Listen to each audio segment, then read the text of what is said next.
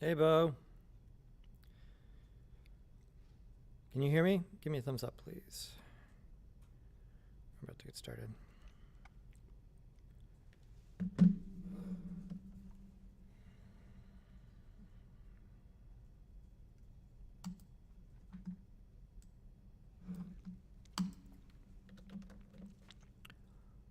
Let's save that.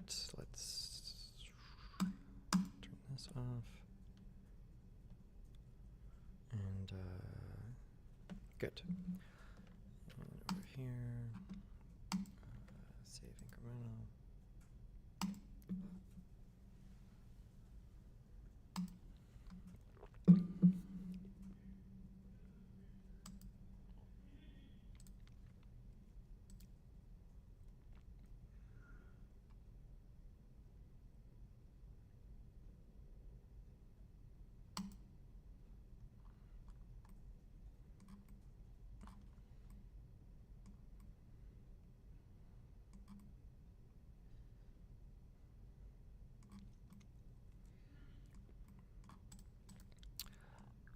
Okay, let's do a couple things here. You guys are working on your plates and glasses. That's right. Yeah, that's what we did last week. And then, all right, let's do some napkins, and then we'll do some like plant stuff. So yeah, the napkin, not gonna be super hard here, but I would throw this into a category of simulation modeling, where we run some sort of simulation, and then we freeze in time in order to produce like a really organic looking shape. So one of the other instances for the simulation modeling is essentially the simulation here is going to be some sort of digital approximation of a natural process, and these run incrementally, right? So water sims, fluid sims, cloth simulations, erosion, right? That's another one for landscapes where you'd lay out a basic setup of rocks, and then you could have it iteratively run an erosion algorithm over the same landscape repeatedly to get the kind of wear and tear that would happen with natural erosion. In this case, it's fairly simple. We're gonna make, quote unquote, model a napkin, which more or less equates to, create plane, and then we can drop the napkin onto a surface in order to create like this crumpled, a convincing crumpled napkin, that would go on the table. And by dropping it multiple times and at different angles, we can get different, iterative takes on it. The thing that's interesting here, well, in this cloth situation, is that it's not that we don't need to UV unwrap it. It's that the plain default UV map is good, is what we want, right? Because it's just essentially a square, and then we're going to want to lay out the fabric pattern in that square. And then as long as the UVs stay in a square, once we do the crumpling, it'll look as if the fabric pattern is crumpled in the shape of whatever happened to the plane.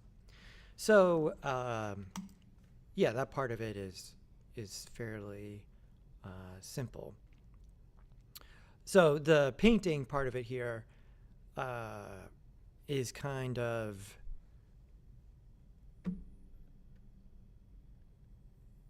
less.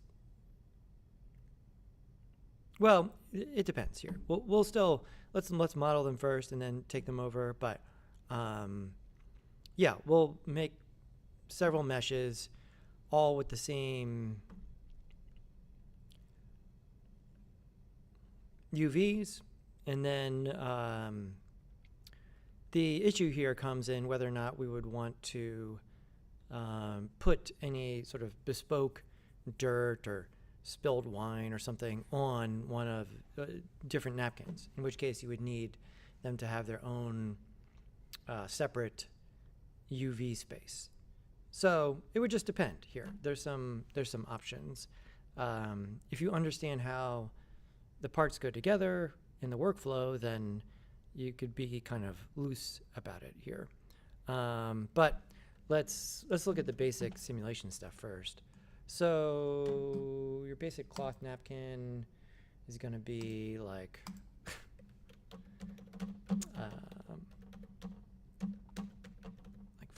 12 inches, 14 inches, 14 by 14. Yeah, I think a lot of this depends on how fancy is the restaurant you're at.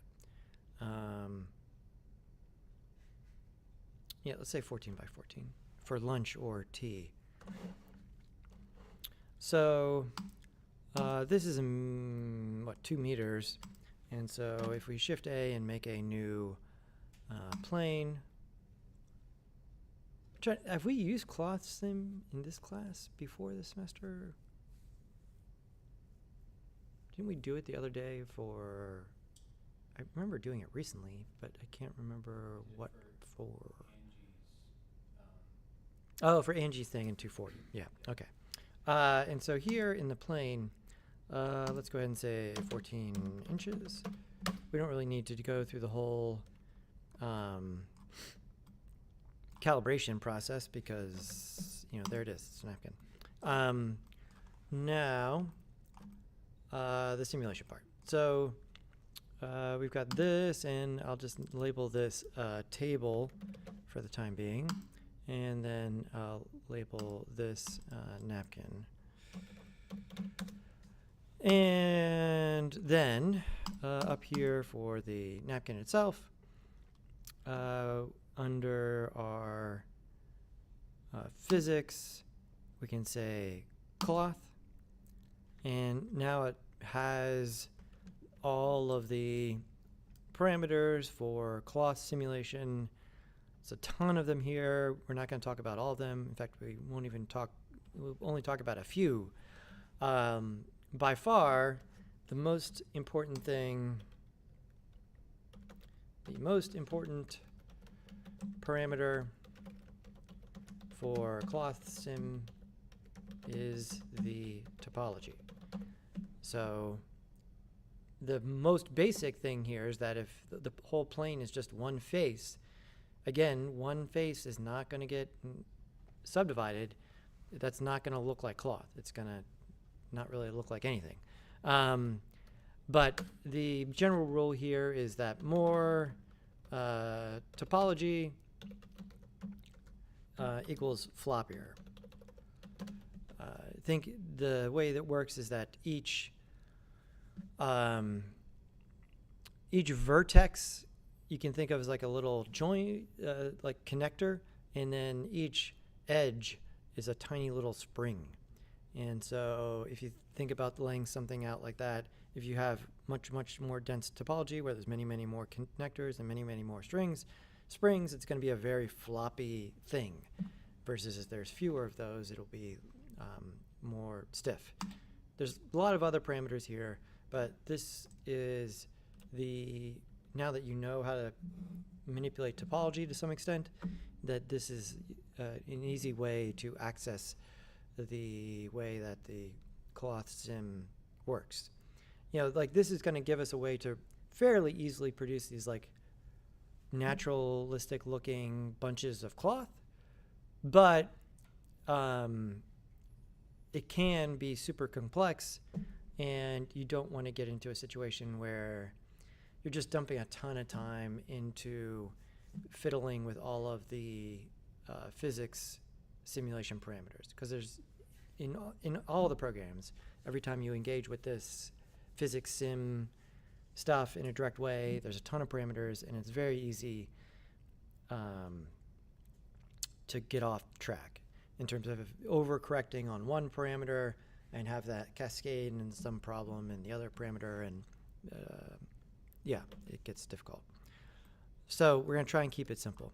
So right now it has a cloth on it, and so now this is a piece of cloth to Blender, but it's not going to look at all like a piece of cloth, but it will at least drop when we hit play, because now its movement and deformation is being controlled by the cloth sim system.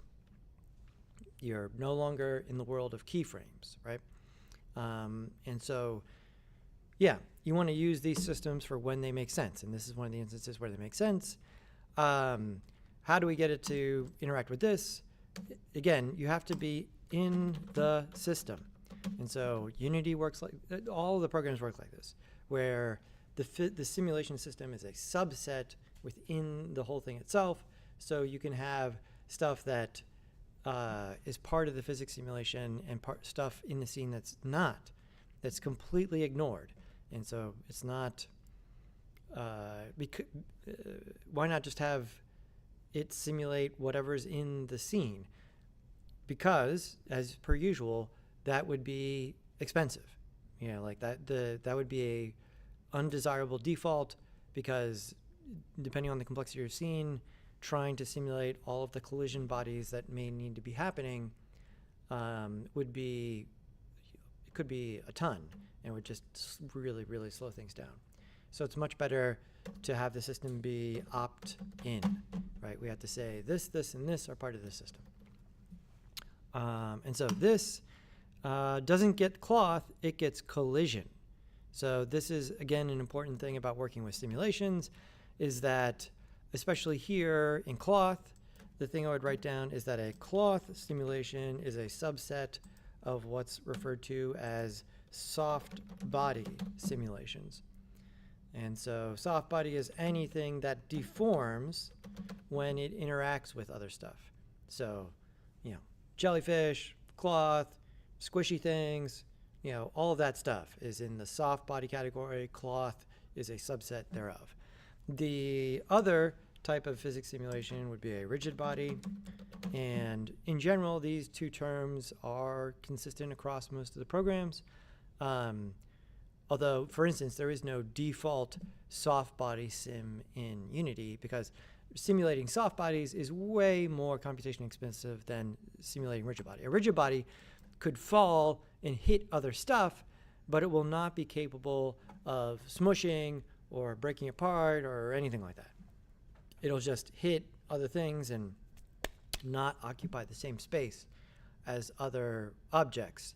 So in a lot of instances, that's enough, and it's way faster than soft body, because the truth about a soft body is that it's actually just a whole array of rigid bodies connected by connectors, right? It's as if each vertex is a rigid body.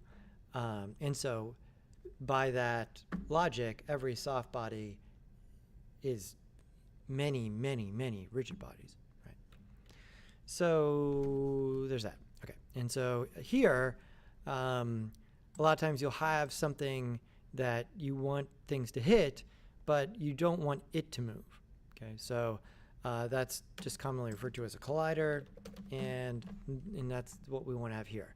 We don't want to have any instance where, you know, you could propel the napkin at such a velocity that it would bust through the table, right? It's not going to be possible in this instance. The table is like an immovable object.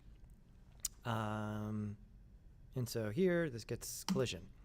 And so now if we run the sim, there we go. We have a napkin falling onto a table. We're done here. So we want it to be a little bit more interesting than this. And just like we've talked about before in different instances,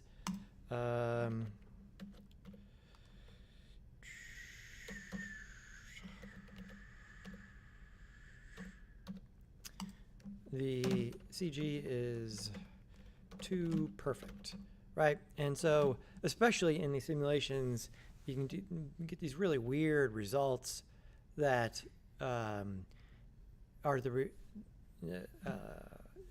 a byproduct of all of the objects being, you know, the cube being perfectly flat, the napkin being falling perfectly down. There's no air resistance. There's no different slight microscopic or infinitesimal variations in barometric pressure. None of that is happening. Is it, because it'll all be computationally expensive to do, right? And you want to have just enough compute. You want to do just enough to get a good-looking result, right? We're not interested in doing real science here, where like we're trying to actually simulate what would go on in the real world given all of these parameters. We just need it to look good, and so we need to do just enough stuff. And so that's what's happening here. Like in the real world, trying to get a piece of cloth to fall straight down and land perfect, like it would be, especially depending on like how stiff the cloth is, like maybe not all that easy, right? But here we'll do it pretty much every time because none of that other stuff is happening. So we need to create some more interesting initial conditions. And so there we go. But again, like I said, our cloth doesn't really look much like a cloth. In fact, it doesn't even look like a soft body at this point. It just looks like a rigid body because it's literally just 4 springs and 4 connectors at this point. And so we've got to, first thing, before we dive into any of these tons and tons and tons of settings over here, is just fix the topology. And essentially we need more subdivisions here. So I'm going to tab into this and right click and say subdivide, subdivide. There we go. We'll do 2 and then compare. And so I'll drop it again now. The other thing is once you start doing simulations, this is true everywhere. You cannot rewind or scrub this, not scrub the simulation. So before, when we're animating, I'll liberally grab the playhead and scrub it back and forth to show you stuff. Can't do that. The simulation system, because it's complicated, is set up just to compute forward in time. And so, yeah, you can't rewind as in like manually grab the playhead. You can rewind as in hit the rewind button and just set it back so that it recalculates again from the beginning. And so we can do that here. And now, okay, so now it looked like something there, right? In that it crumpled a little bit when it fell onto the table. Let's get some light here so we can see what's going on, because this will also illuminate a few other things. So first of all, it's actually not sitting on the table. Again, this is another reason why it's really important to have shadows so that you can understand the relationship in space between 2 objects. Yeah, the default thickness of the simulation is different than the thickness of the actual object. And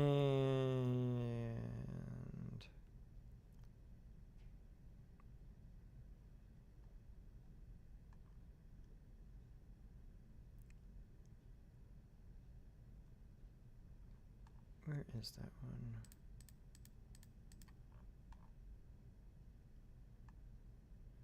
Collisions distance, yeah, 0.015 meters. 001. Let's try that.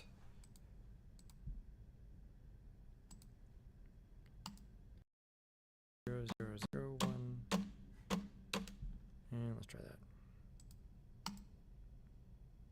Okay, I think maybe there's also a distance on the collider. Let's look. So here on the, or actually, that was I looking at the table? No, I wasn't looking at the table. Field absorption, off body, dampening, outer friction, dampening.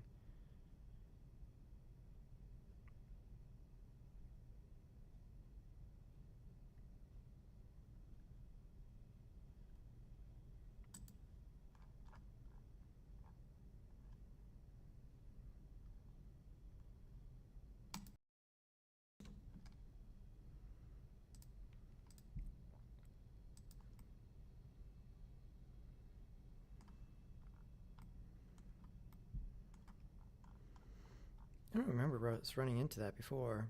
It's not a problem because we're going to, separate it out and we'll be able to place it wherever we want anyways, flush with the table. But you see it's working now more as a soft body. And so now let's try to make it crumple onto itself. We may not be able to do it with this amount of topology. Let's see. Yeah, it's more like a piece of paper with some folds in it than it is a cloth yet. And so let's again come in and right click and subdivide again. So I did 2 more there. And so now if we run it, there we go. So now we're getting some crumpling happening. It looks pretty square. The first level of smoothness is shade smoothing this. And you see that that solves some of the problems and creates some other new ones. And then the other issue here is that we would want to sort of smooth after the fact. And so I think we're going to want to go maybe 1 more or 2 more sub D levels on the sim. And then we can have a subdivision surface modifier that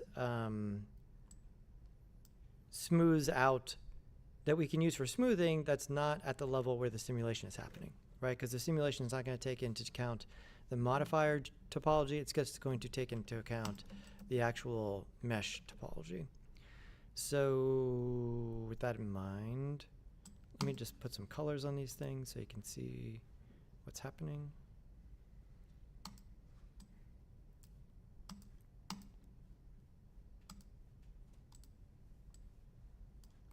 There we go. And there we go. And so the sub D surface thing here, if I grab the napkin and I put a sub D, notice that it has the, when you create in that physics tab, it also makes a modifier thing over there. And so there, now you can see, especially here in this area, how this works, right? This is smoothing out what's happening there with the cloth. And so, yeah, that's pretty good. Let's look at, so in addition to just dropping it here, the other thing that we can do is, so the sub D surface is rounding the corner a little bit. We may take care of that later, but we can deform the original thing a little bit, right? And so we could put some folds in what we have here. So if we grabbed part of this, and I'm going to actually simplify this. So let's tab back out and let's Alt-R to flatten it. This will make doing some of this a little bit easier. And then grab the tab in and grab like half of it. And then come over here and R that. I mean, let's go around the cursor. So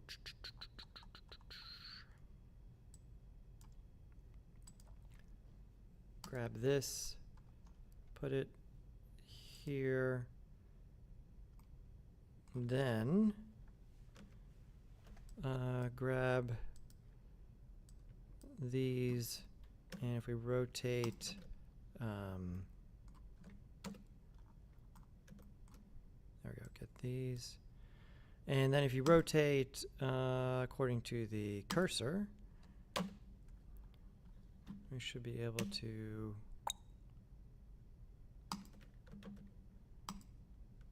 cursor, transform point, 3D cursor, over there. Now, the cursor is not where we want it. There. Now, there we go. We can fold this over like so.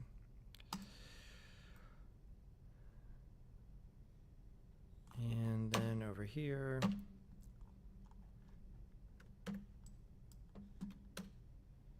and get some sort of angle there like that, and then drop it down. There we go. And so you can see we can get some more natural looking folded stuff happening there.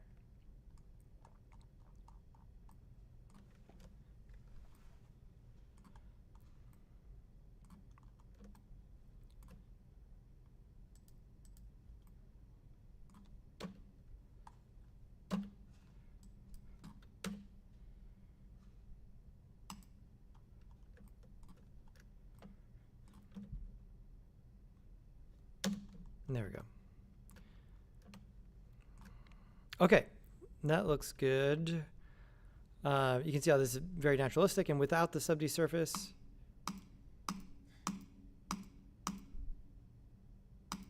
right, so it goes a long way to smooth out a lot of what's going on here.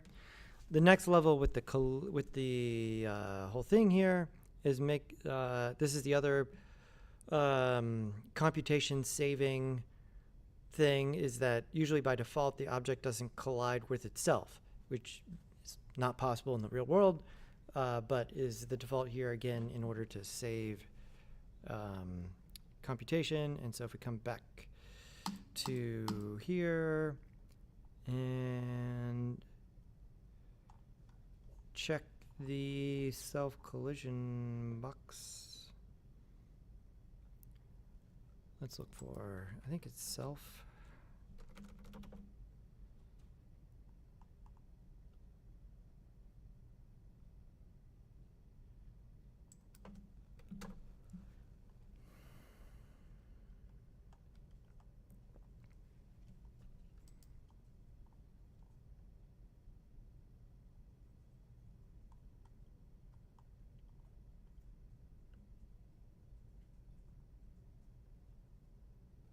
Oh yeah, right here. Under collisions, self collisions. Okay, because you see it's like crumpling up too good now, right? And so self collisions, and again that has a distance. Let's make 0, 0, 1, and run this again. And this will be slower for sure. We should see it, I mean, moderately slow, but now much more convincing, right? It's not going through itself a whole bunch there. But we get this like pretty convincing, arrangement of crumpled cloth that, like, if I asked you to sort of model this by just moving a bunch of points around, I mean, theoretically you could get there, but it wouldn't happen quickly, right? And so it's for this kind of thing that this process makes a lot of sense in order to, make these kind of things work. But again, what we're going to end up here is a crumpled napkin frozen in time, not a live manipulatable piece of cloth. That's a different, to be able to run all of this in real time, you just need to prioritize a totally different different set of parameters. Okay, so we got our self collisions. So that's the only, besides adjusting this collision and this one, those are the only things adjusted. Notice again, I haven't touched any of this stuff up here yet. Because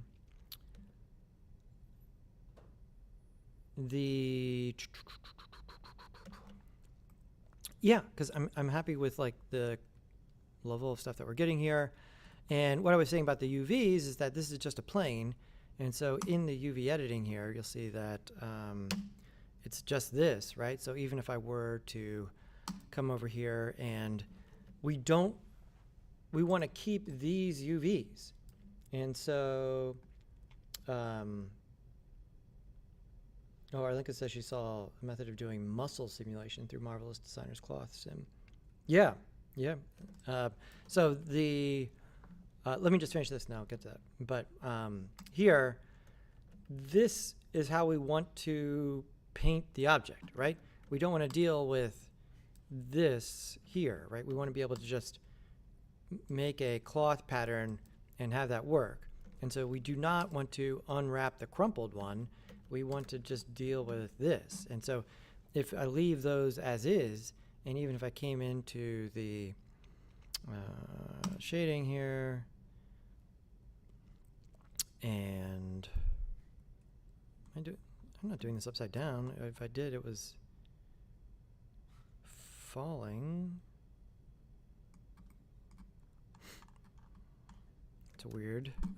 Anyways, so here, if I just add the check texture, you'll see that I'll just project it in UV space by default. Let's come back over here.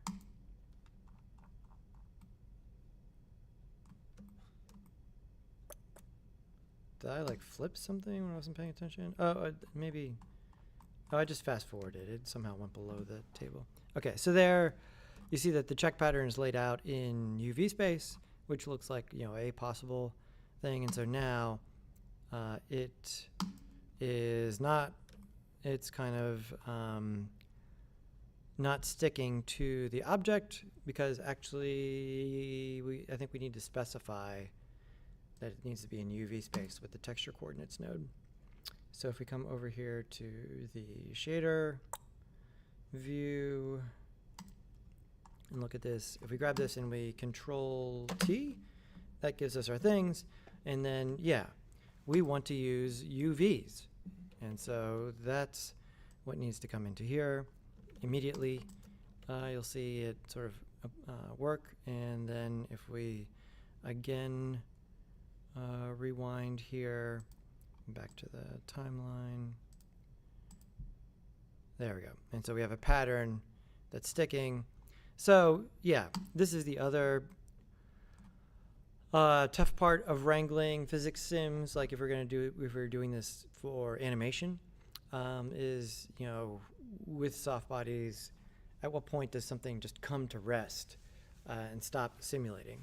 So you can end up with these wiggly things. But here, the situation is such that let's fix the rounded corners first. I want to not have quite the amount of that, and so I think we can do a couple cuts here towards the edge to help with that. So if we tab in and Control R right there, and then even though we bent it, Control R right there.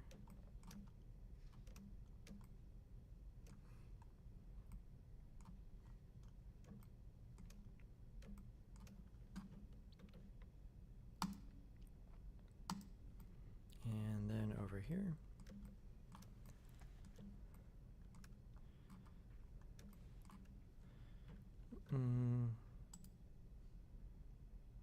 There we go. Okay, that's good. And so now if we tab back out, that looks better.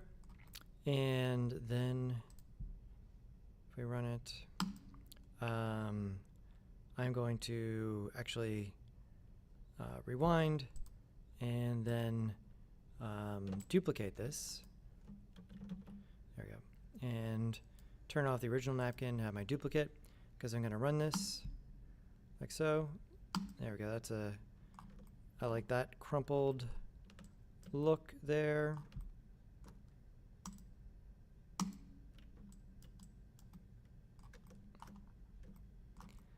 And so I can click on this, and can I just do convert to mesh? Does that give it to me? I think so. And so now if I were to move it, yeah, I've essentially just frozen that in time. And so I've got this napkin that I could place on the table wherever I would want, right? I've got that set up.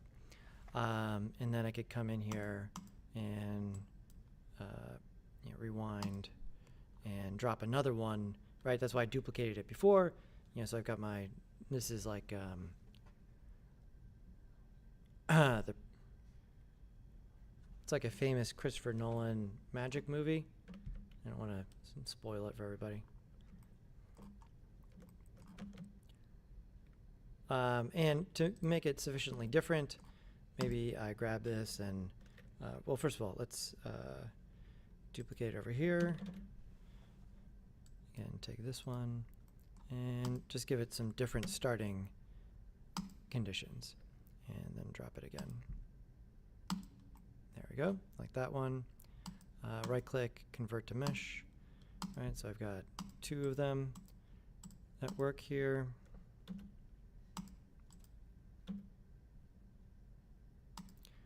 And again,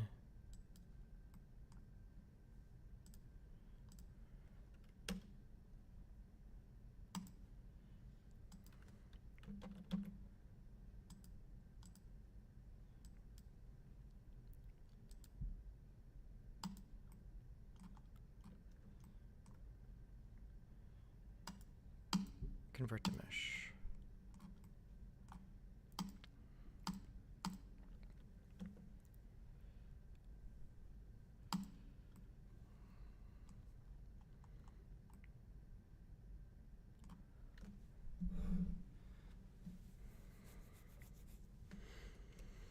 Cool. Now, all of these objects have the exact same UVs, so we could just paint one, and then give ourselves some options here, right? The being able to swap them out, since we'll have multiple objects with the exact same UVs is pretty simple. And then, yeah, for doing a lot of cloth simulation stuff, definitely the best program for doing this kind of thing is one called Marvelous Designer, which is used for creating digital cloth and patterns for real world garment production. Marvelous Designer. Yeah, they're really maximizing, so if you're at all interested in fashion and fashion design, they have a monthly subscription and a reduced student price. It's that they don't have a free student version, unfortunately. But the cloth simulation stuff, in terms of the, not having it be self-intersecting and the quality of the sim and everything else, pretty definitely really, really great.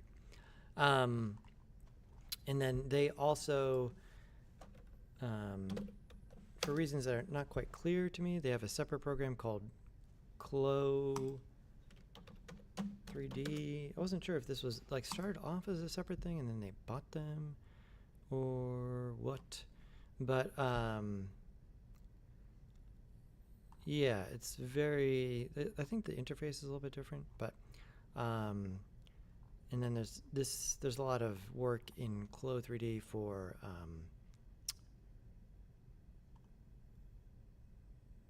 I guess this is aimed more at people who are going to actually make this stuff, actually make clothes. But yeah, even more so, all of the stuff we do has this overlap now, where we could 3D print most of the stuff that we've modeled, right? But unless you're using some pretty wild cutting edge 3D printers, right? It's like a plastic simulacrum of the thing, right? But here, very close, right? So in terms of cutting the patterns, because you can cut the patterns digitally, with I'm not sure if it's exactly a laser cutter, but it's digitally controlled. The sewing, I don't think, is still, for a lot of instances, not completely automated. As far as I understand, this is one of the things that's very, very difficult to get robots to do, is to manipulate cloth, because it's this floppy thing, and it requires a ton of feedback. What the information you're getting from your fingers is incredibly important in terms of just being able to manipulate the cloth, and that's as far as I understand, one of the least developed parts of robotics. They can make the hands move with a lot of fidelity, but it knowing how to move based on what you're feeling is difficult. I'm sure there's people working on it right now. Anyway, yeah. So what we did right now is just a very, very simple version of that. Anyways, let's export this thing. So we'll just work on one for here. And so again, I have the kit, the delivery kit in here, and so let's put this in the 185 folder here.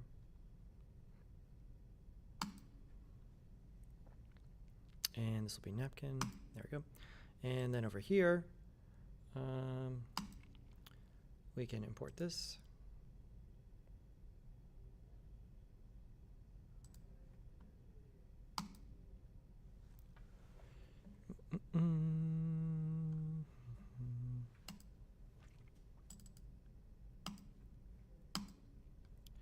Don't auto unwrap.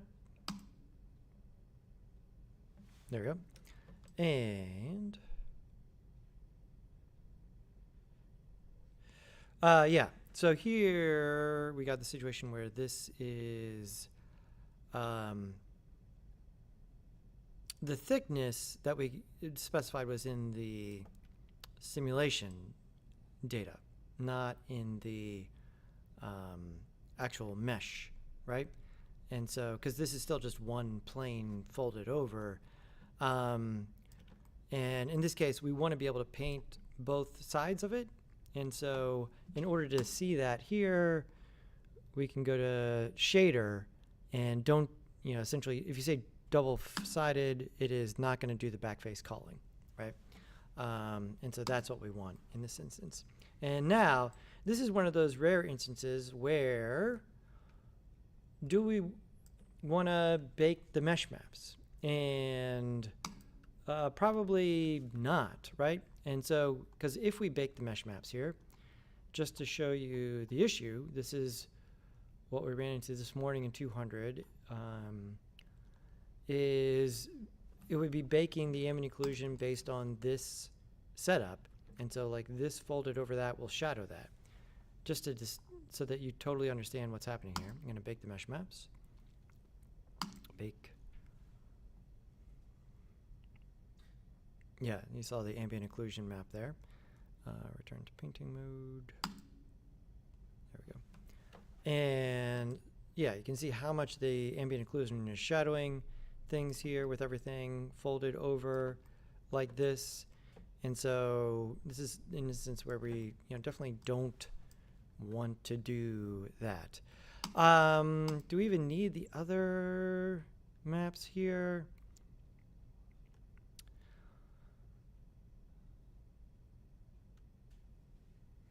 Yeah, I mean, getting rid of the curvature and the ambient occlusion in this case, the other maps not really doing a lot for us here. Again, the reason we were baking the mesh maps before is because we used the data. But here, we're just kind of like laying this out flat across here. So, not as necessary. And so, yeah, let's do this. And so, yeah, in terms of cloth patterns here, I would try to separate the look and feel of the cloth from the look and feel of the pattern itself. Some of the stuff that you find, let's look at this one here, like the denim, right? And so again, a big part of the making the scale work here is going to be the weave scaled next to the actual size of the thing. And so get rid of this paint layer. This is here. And roughness, denim. Yeah, so we got to use the tiling here. Sort of get it to a point that looks about right in terms of like how dense the weave would be on the actual fabric there.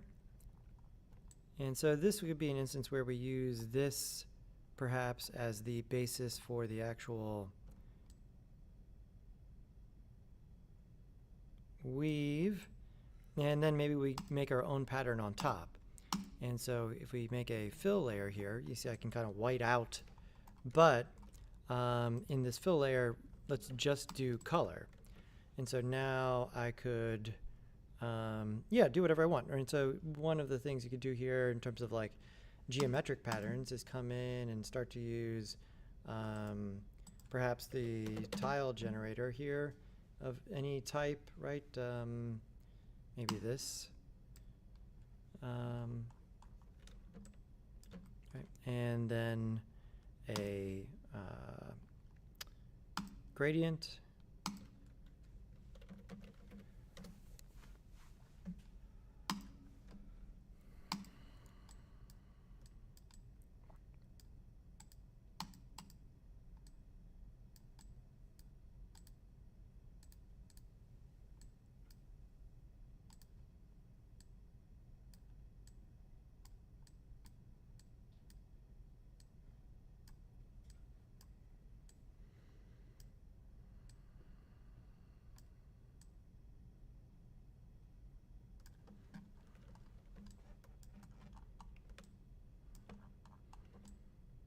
All right, so that underlying weave there gives me what I want. And then I can sort of overlay my own pattern on top of it. This will call color. And then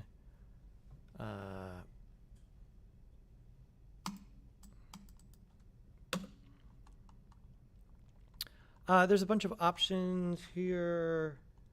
There's a couple built-in stitch brushes that are useful. So for instance,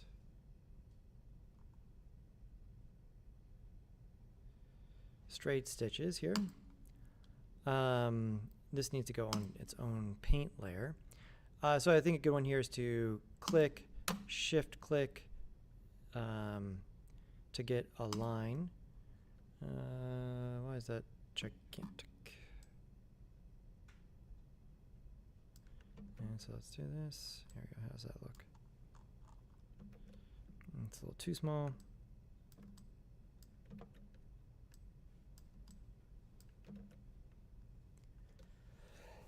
Thank you. Why is it not using this brush? There we go. It wasn't, the brush was not activated. So now if you click, shift click, there we go. Gives me the stitches across.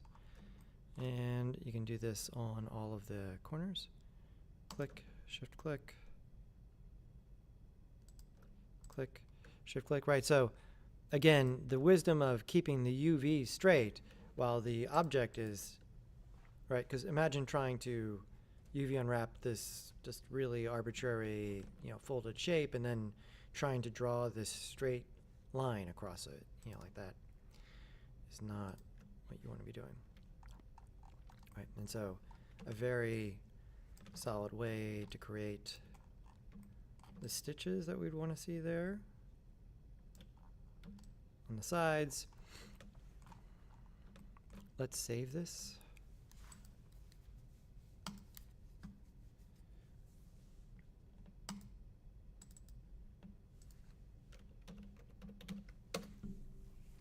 Awesome. The other thing I've played around with in the past is, let's label this as stitches. And like some, I can't run a sewing machine, but I mean, I understand a little bit of what's going on here. Like a lot of times they're folded over for the seam on the edge of napkins, depending on how that works. But there'd be a thickness difference or height difference here. And so you could represent some of that with a fill layer and just height information, perhaps making it a little bit up, and then masking this out. And then let's just use a soft brush.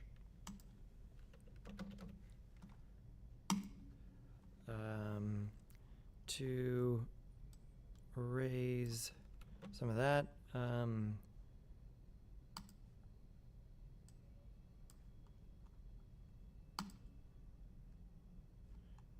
Let's see if we can see where this is.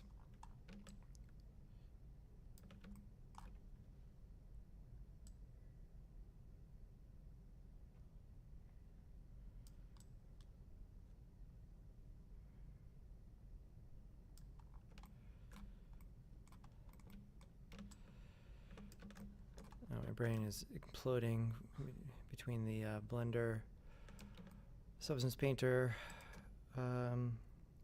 difference.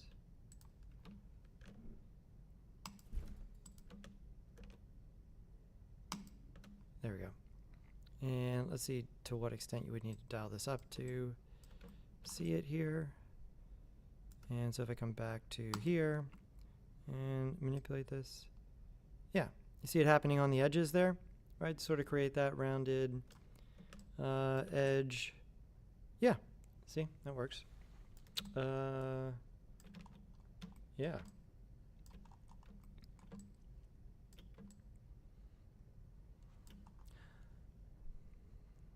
And so this is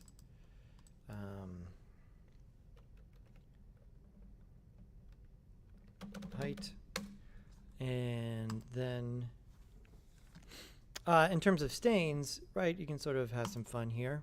Again, another paint layer probably, or I mean, I guess it's more flexible as a fill layer as usual. And so here, probably color and roughness. Let's make it look like red wine or so. So I'm going to get a darker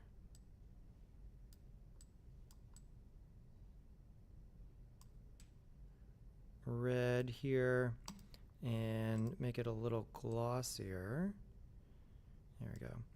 And then experiment with some masking.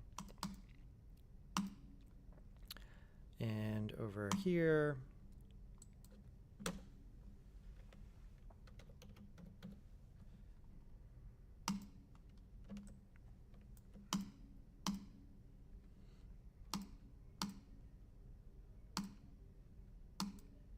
right, and yeah, depending on how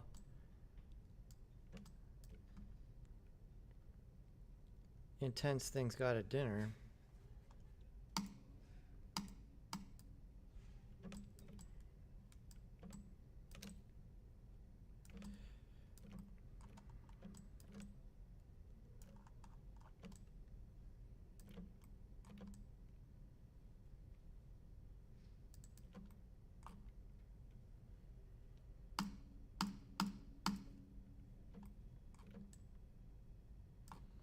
Yeah, so this kind of splattering of stuff, this is like where Substance Painter really excels. You can make anything look disgusting in Substance Painter.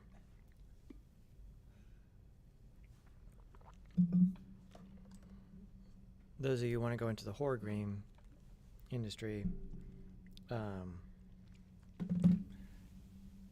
yeah. Yeah, I feel good about that. That looks like a convincing napkin. Yeah,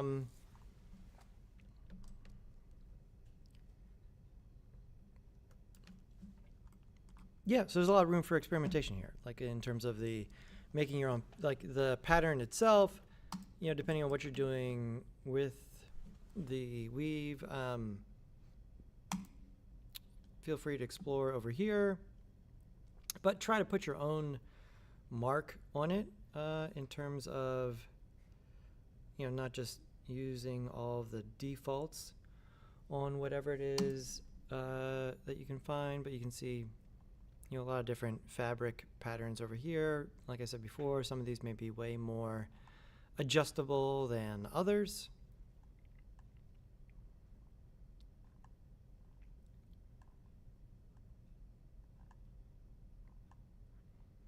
And trying to find something that would actually work as napkin cloth, I think is important.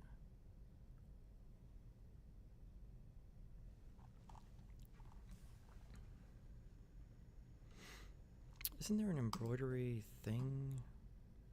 Well, you don't usually have embroidered napkins. Okay, anyway, yeah, there we go. And we can export these. Not as much complicated exporting in that, you know, these should be fairly simple. We didn't use a lot of crazy channels.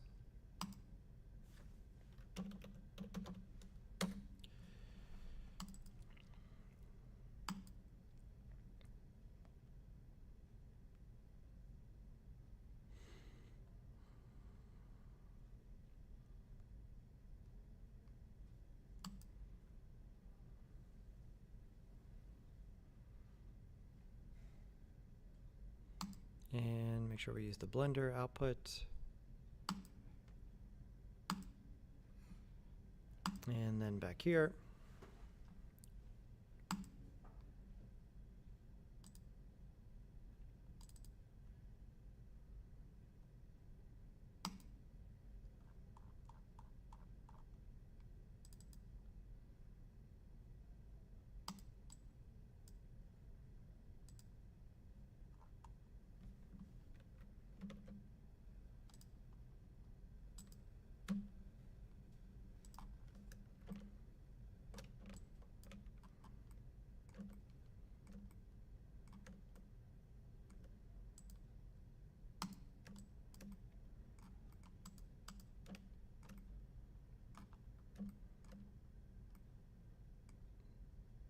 Yeah, There we go. Looks nice. Yeah, just got to be careful about making sure it doesn't, because it is just one plane thick. You know, you want it close enough that we're not seeing it's like floating on the table, but you don't want the table to come through the object. But this is going to give us some nice work. And then this material, because these objects have the same UVs, you can put the same thing on them, although they'll all have the exact same stain. And so you may want to export a different, you know, go back and change the stain layer, or maybe have a couple that aren't all messed up in order to create the right kind of variation. And so here, yeah, material 03. And so if I were to put that one on this one,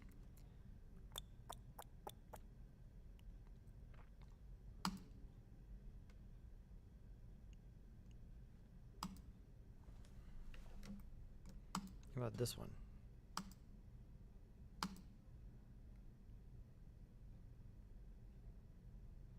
Oh, I bet it's, is it not using?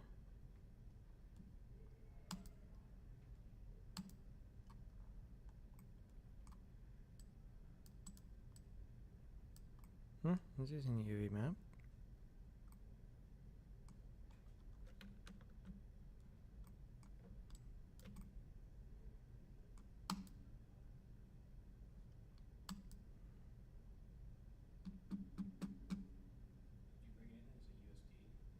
Yeah. Well, then, like, images aren't loaded in necessarily, right? Because it's like pulling from. Oh, yeah. Okay, yeah, that's what it's telling me. I was thinking that this was just some sort of UV error on this color, but yeah.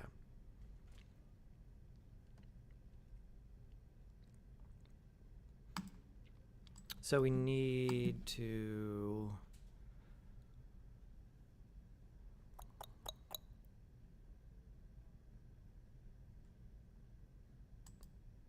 link it. What's the shortcut here? If I do this and this, or this one, Shift Control L, copy link materials. No, this doesn't do it.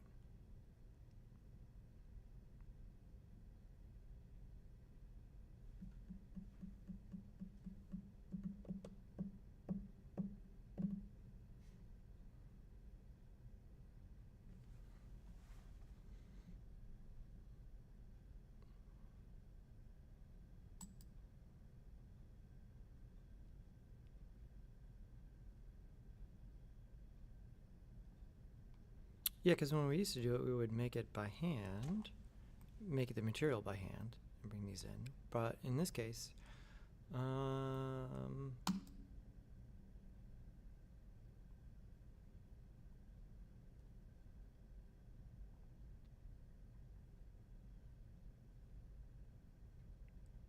if we just save with pack resources, would this do it? File, save as.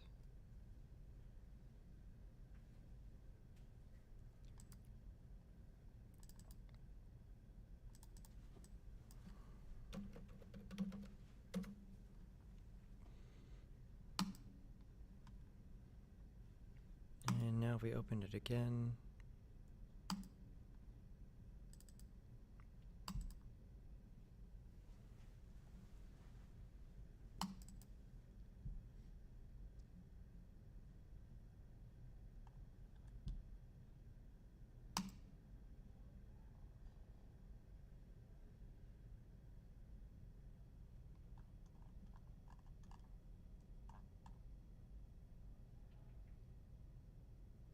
have you run into this before? No, I usually don't export USD. I just do like the textures and then control shift T. Yeah. But Why haven't we run into this before? I guess we haven't, because we just brought in the one object, and then we would just duplicate that object. We didn't apply the material to a different object. But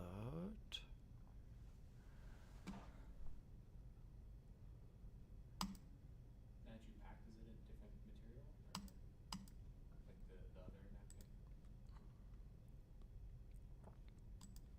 I mean, I thought they're just referencing the same material that's on this one, right? Yeah, this is material 03. This is weird. I'm not quite certain. This is the same material, same UVs. I mean, it's reading them here. They definitely got packed because this is 33 megabytes. So the textures are in there.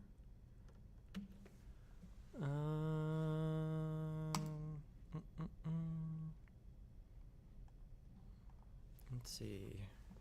What if we copy all the nodes and made a new material and then pasted all the nodes?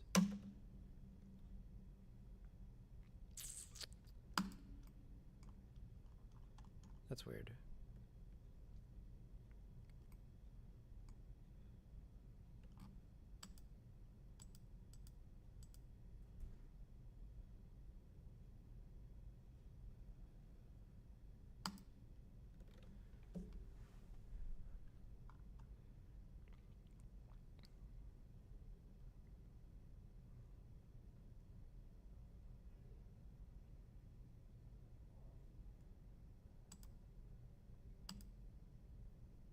Hmm.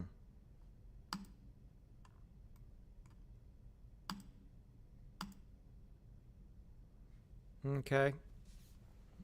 I'm clicking on the UV map node and telling it to read the UV map. Did I accidentally duplicate the UV maps at some point?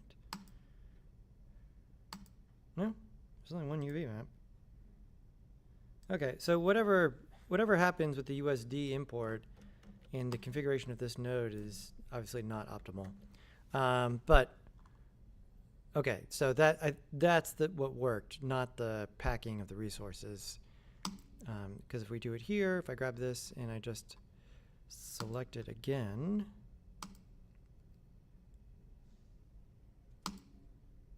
there we go. Now it's just working. Okay. So yeah, this was red, which I guess was telling me that it was not getting the information from the only UV map that's on the mesh for who knows why. I had opened this project in 4.3. You know, that may also be part of the issue here, is like maybe this isn't fixed in 4.5 or something. Or why is the original weird now? If I change this one back, do the other ones change?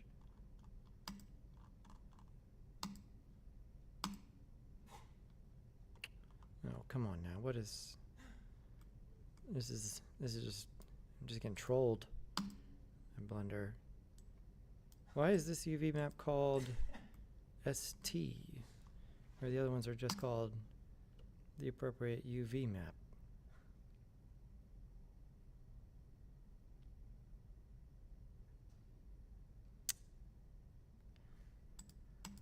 Okay, I don't think you're going to run into whatever I discovered here. I don't believe so. Regardless, you know, don't use the same stain on all of the napkins. It's going to look unconvincing. So, yeah, if I change this one, does the... Oh, come on. How are these... On this one... On this mesh, what if I change the name of the map?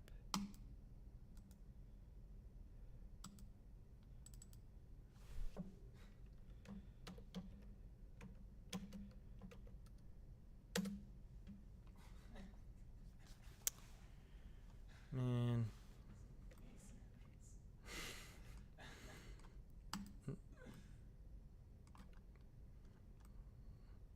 Blender, this is why you drive people crazy.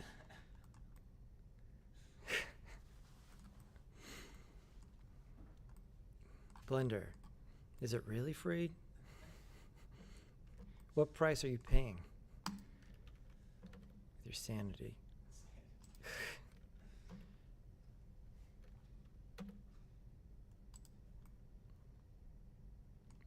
Yeah, I don't know. It could just be mashing keys. Like at some point, I renamed that UV map, and then that was the problem. But yeah, that was the underlying issue. Now you can see it does work, like we were saying. Like you can, because all of the crumples have the exact same UVs, you can apply the painted texture to any of them, like we were talking about. Cool. All right. Yeah, so you can have some fun with this.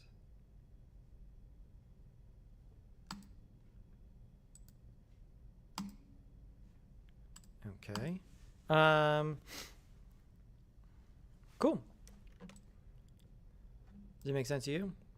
Is there a negative to like just painting it flat and then bringing it into the environment and then having the like? No, no. In this case, like the geometry is so simple that yeah, you could just make a plane even before you subdivided it and bring it over. The thing that you do need to do is make a single plane, because there is not you may have noticed before in the samples there is what looks like a plane, but the UVs are not one. It's actually tiled 4 times, and so this tiling material, don't use that. So yeah, if you just export a plain old default plane over here, you can paint it. You can export 4 different materials from that, and then bring things in.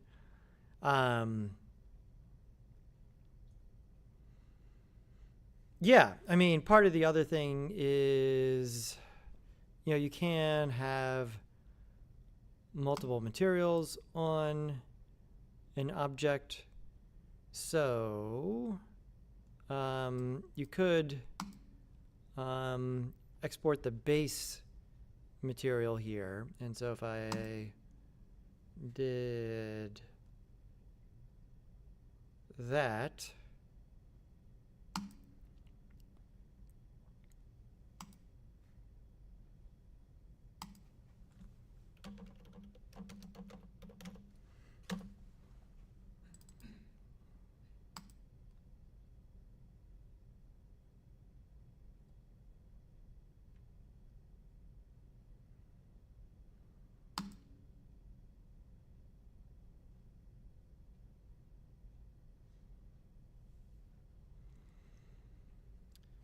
then over here,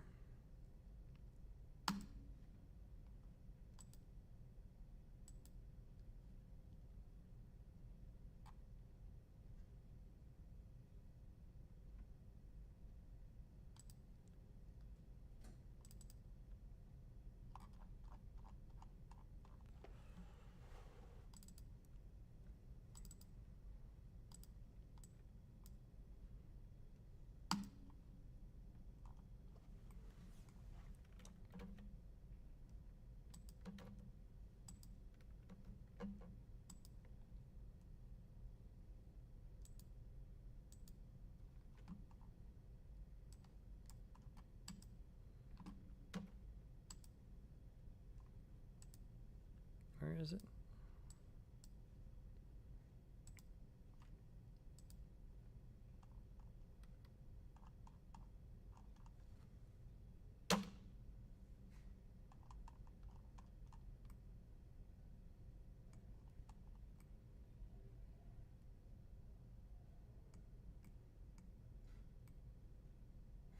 Why did this get really weird?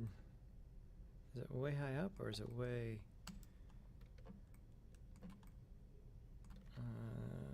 Alt-G, Alt-R. Okay, I feel like I'm just pushing my luck here.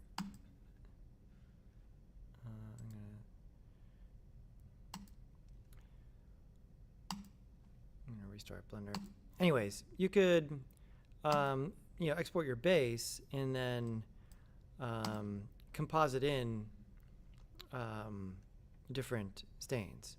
Let's see if we can just get this out. So just export textures, no mesh here, and principal VSDF. Let's just make a new folder.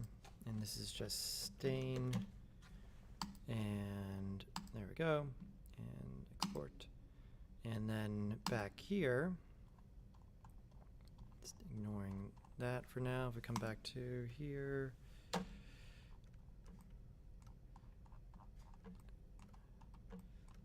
think the anchor points on these are a little strange. Anyway, so if we come into here with the napkin, here's stain.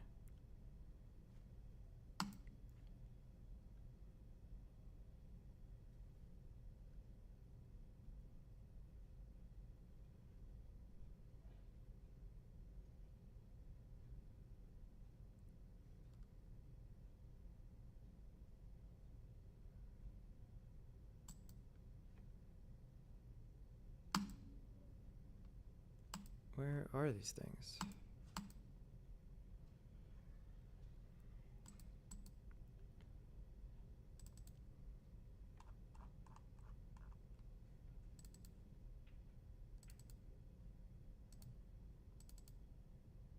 Okay, here they are.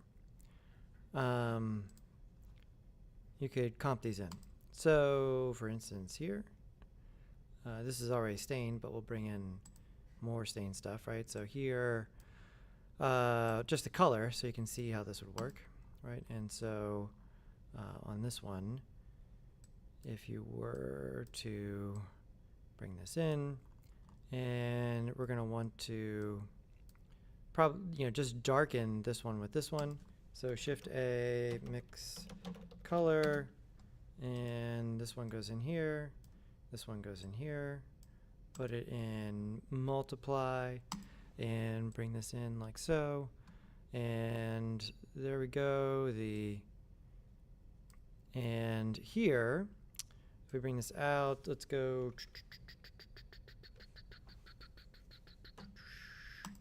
We want to be able to move this around. Control T, select this one, Control T, there we go.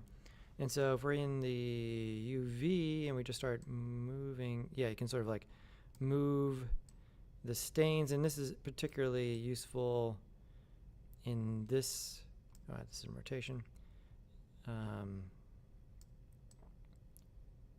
Right, I can just sort of moving this around. Let me get some more light here so we can see what we're doing.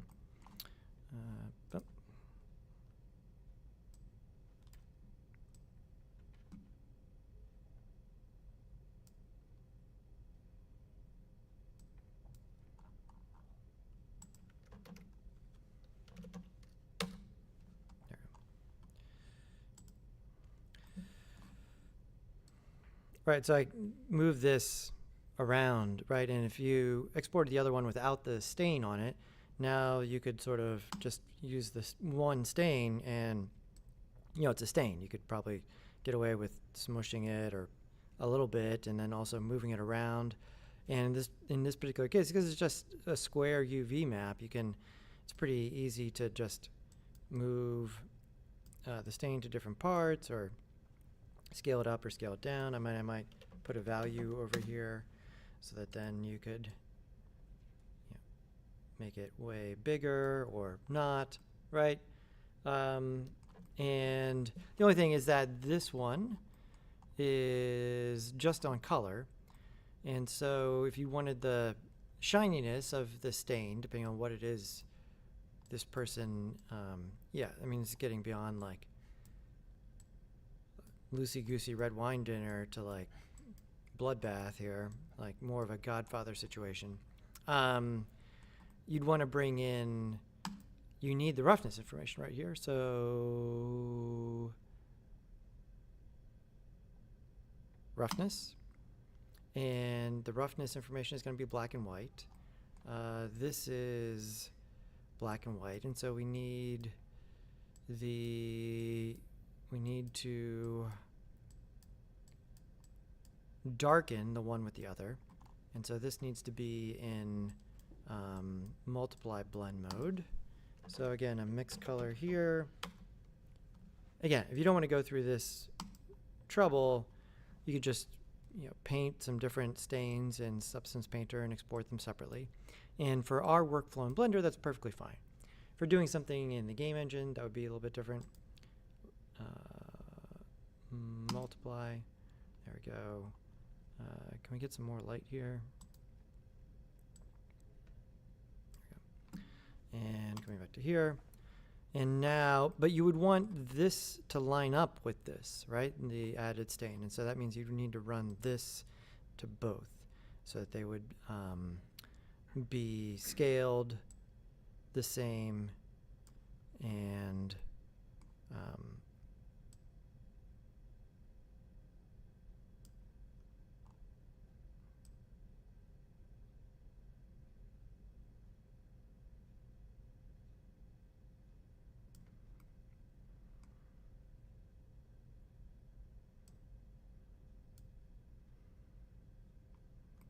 the other thing you want to do here is make sure that this one is set to non-color. There we go, that might look a little bit better.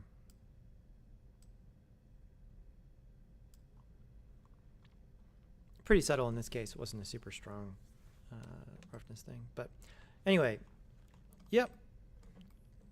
So, I mean, it's really pretty loose workflow here in terms of the order in which things need to be done, because like the UV space couldn't be simpler, right? You're just doing stuff on a square and then putting that square on the napkins there. So that works really well. Can have some fun with that, getting the napkins on there, simulation modeling, do a little bit of experimentation with the cloth, be able to get some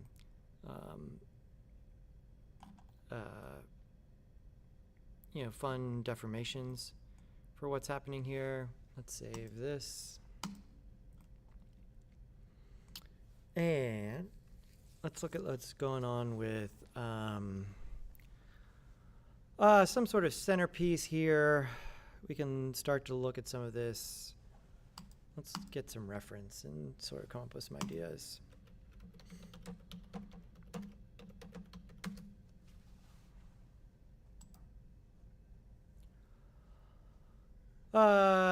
Yeah, so in the past we've done things like this, where we got some kind of foliage, some kind of vase. Let's look on doing something, I'll try something like that and sort of go from there.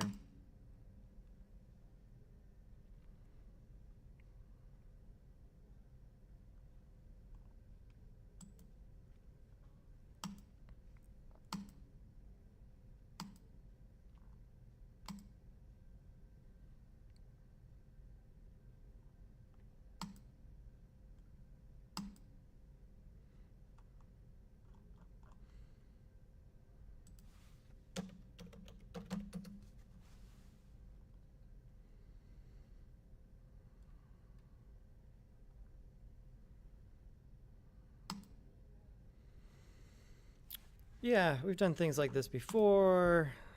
Maybe we'll look at some flowers, but let's start with some of this kind of thing with the leaves. And this is kind of a workflow that you would use for a more intricate tree kind of thing. So let's look at some of the basics here and then expand on that. There we go. We'll use the particle system for now. Maybe on Wednesday we'll do a different version. But obviously we're going to need some stalks happening here. So let's get a couple in place. Let's make a curve for now.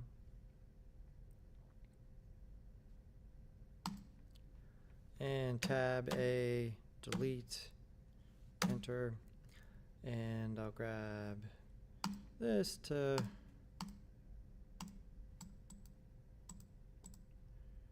something like that. We want to have some more randomness to the points. So grab all of these, and down here are randomize, make it a little bit more organic. Actually, let's leave the bottom point where it is. So you just grab these top ones. You should be able to do that. And then, yeah, this morning, I must have turned this to the default, or maybe in 4.5 this morning. Our handles here,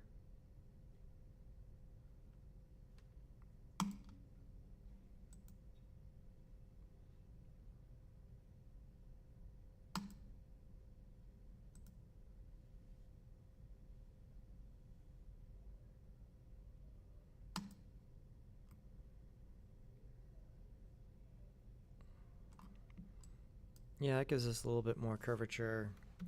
Let's make it,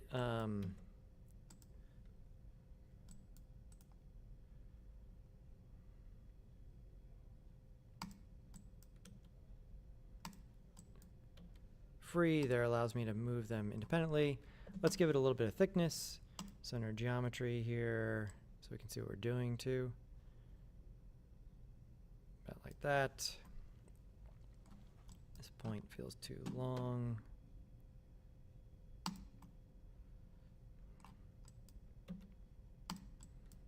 Yeah, so the randomness gets you in the doorway there, but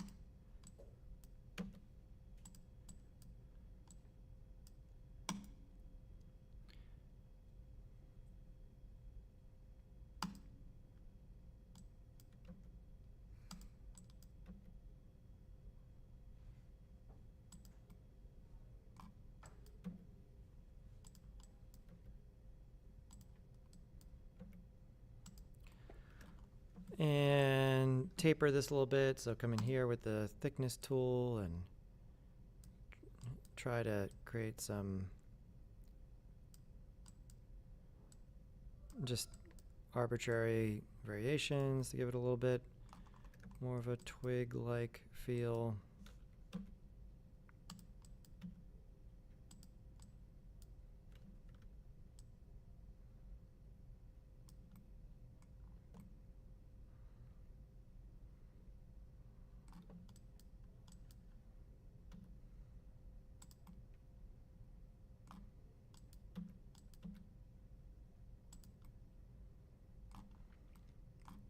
And under the resolution here, this can come way down so that we're not dealing with a whole lot of faces going around it.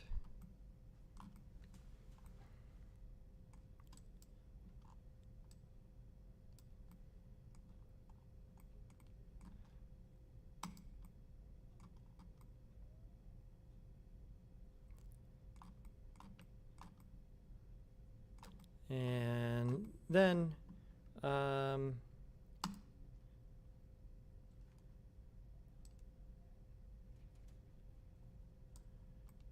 yeah, drawing some other ones. When you draw a curve, corner angle, cyclic, the error, the distance and threshold between units, if this goes up, yeah, we get less points, more smoothing. If this goes down, we get more points. You obviously don't want that many points. And so this could help you, especially here, where we just kind of want some internal inconsistency, you know, using the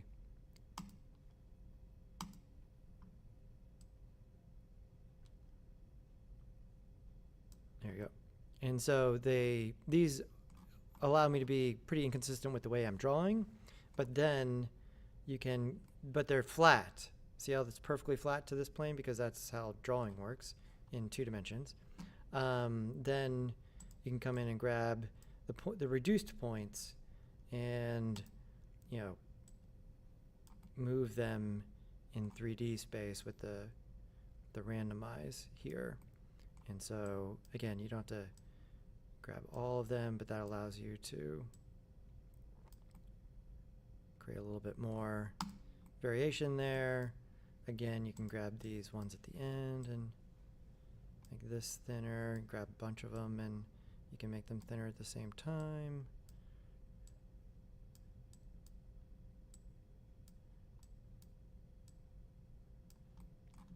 And thicker at the bottom.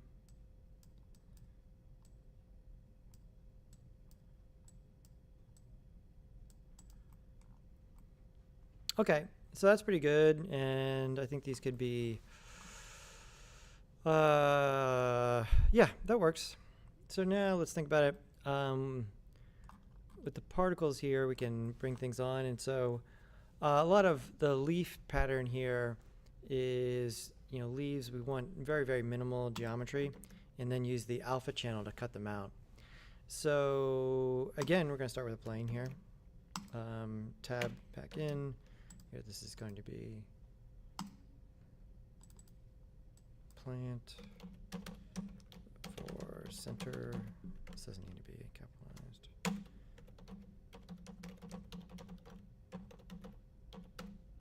There we go. And in there. All right. Now, let's get a prototype leaf here with a mesh plane. And yeah, nothing's to scale here. We'll scale it later once we convert it all to a mesh. We probably do want a little bit of movement here, and so I'm going to Control R, or tab in and Control R, and cut it in half, and then grab these points in the middle, and probably move this down to create a little bit of curvature, but still have it be shade smooth, but then maybe a little bit more inconsistency with this point, and then tab A, S, yeah, about like that, and then up here, let's get this anchor point at the root of it.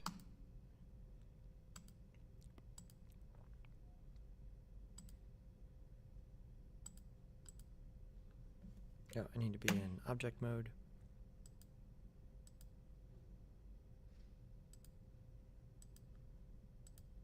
Here we are, origins. Move this down to not the very base, but like here, again, so it goes into it a little bit. And that looks good. Turn that off. And this will be leaf. And so now,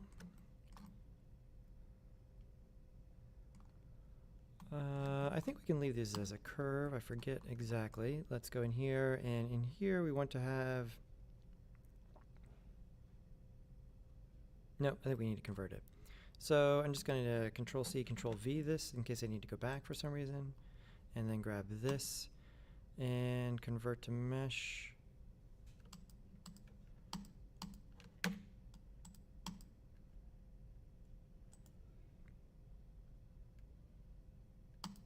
There we go. And then turn this into branches. There we go. And then in the branches, we get the particles. And we'll add a particle. And in order to, by default, it'll be this, which is kind of cool, but not what we want. We want them static, stuck to the object. And so that's using the hair model, and so it does that by default.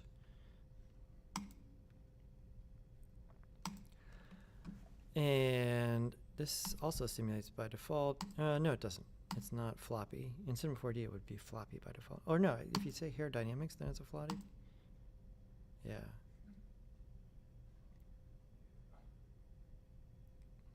Weird, huh? I mean, you could do Weeping Willow kind of stuff here, or weird, sad Muppet. But we don't want these long, stringy hairs. We want to change this out. And so over here under, we don't need this right now. Render as path, render as object.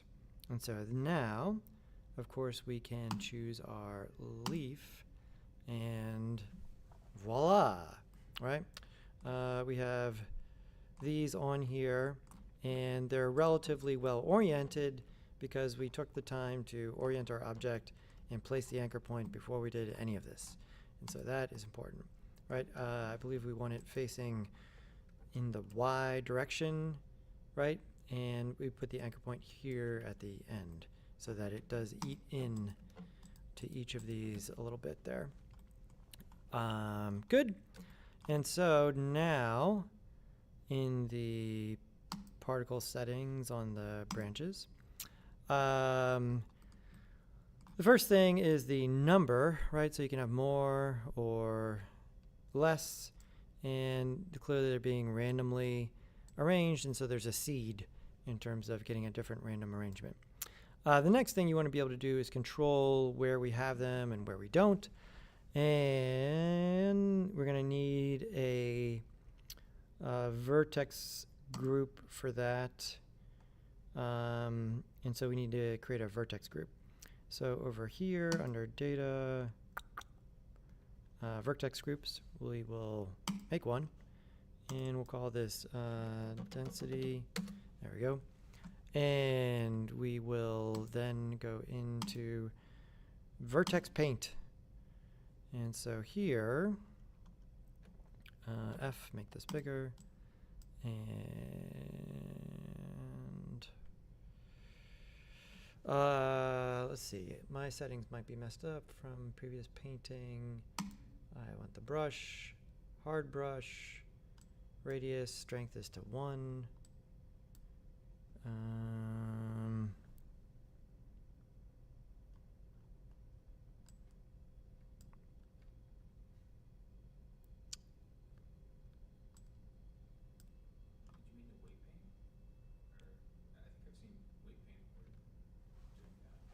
Yeah, usually when you do this, there we go. Yeah, weight paint. I thought that that also showed you a color, but apparently not. So here, red is going to be, give me leaves. Nothing's happening. Actually, can we see it happen in real time if we come back to here and tell it to use this for density? Right, I called it density. I should probably, there we go. And so now I can, let's look this again. Now my painting doesn't work. Super can be, okay, there we go. Now it's working. I think it's just really thin. And even though the brush is big, it doesn't.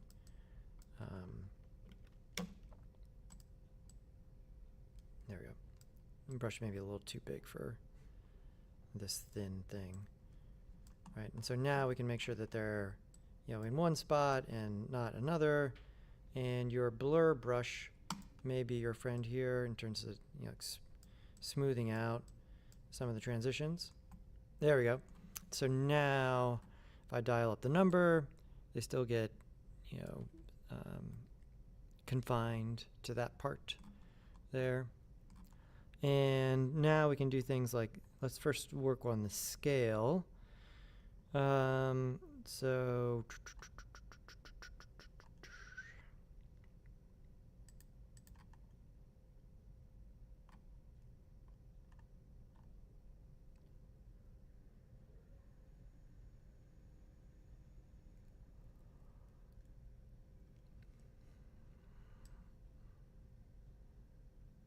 and you can dial in randomness here.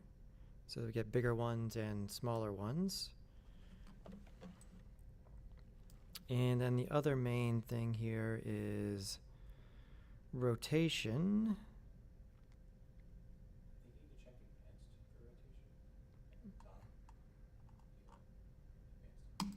There we go.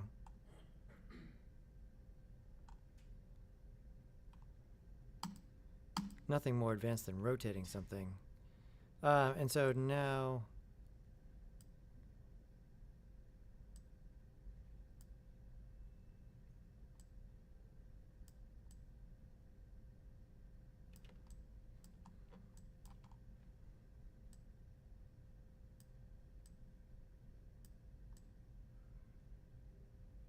we have our phase and randomized phase.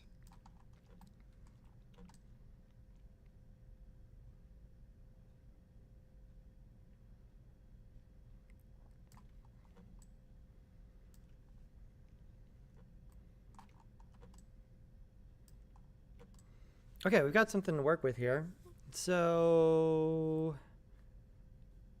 workable. Now, let's see here. If we convert both of these things,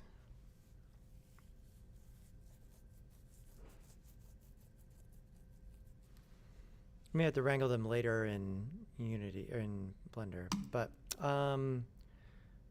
the leaves, that's just the reference here. So if we go back to regular mode, object mode, again, that was weight paint, not vertex paint. I was wrong the first time.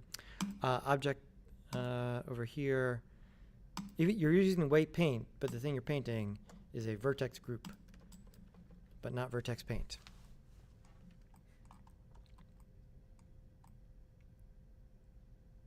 Even if they called it vertex weight, that would be better. Yeah, I'm gonna go ahead and copy paste and then convert to mesh. And we gotta do something else with the particles.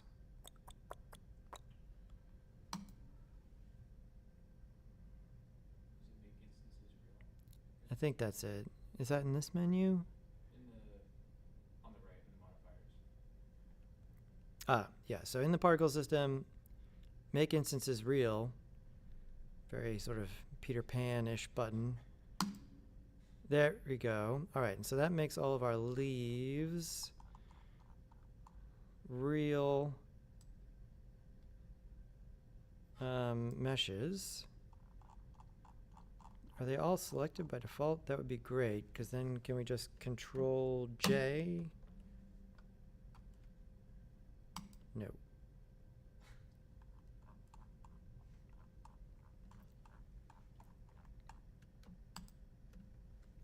Now Control J. Oh, that's crazy. What happened?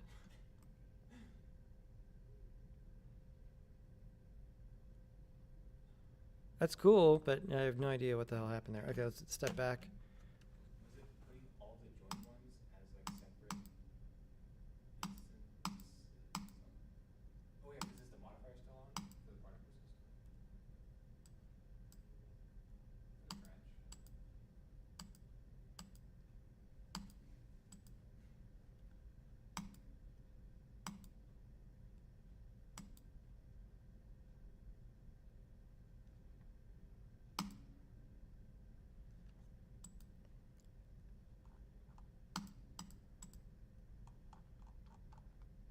I feel like when I've done this in the past, I didn't have them all.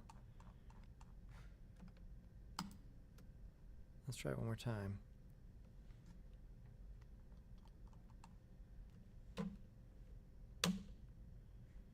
Okay, that performed as, I must have had something selected with the particle system on it when I did it before, and it duplicated. I think it's using all of those as each particle. Yeah, yeah. It's kind of cool. Yeah, that was wild. Okay, and so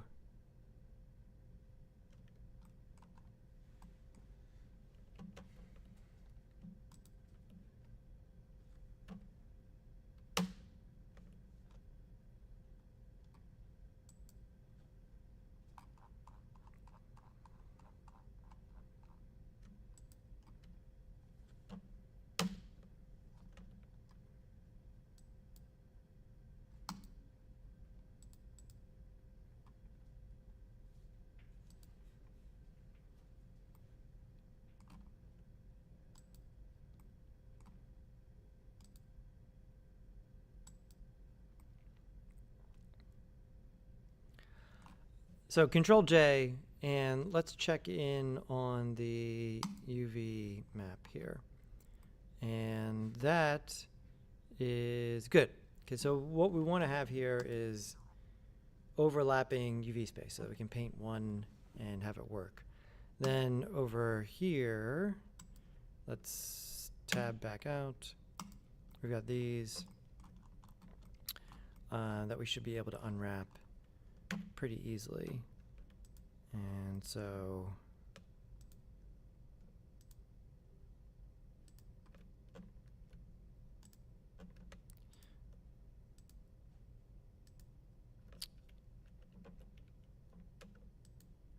we go. We'll mark those as seams. Make sure I'm in edge mode.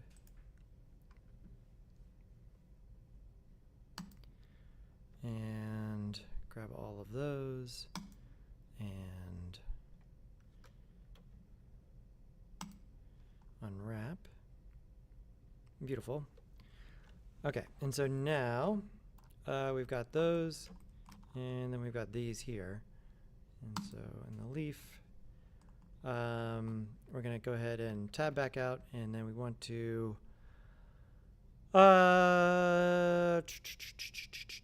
yeah, we want to combine this space.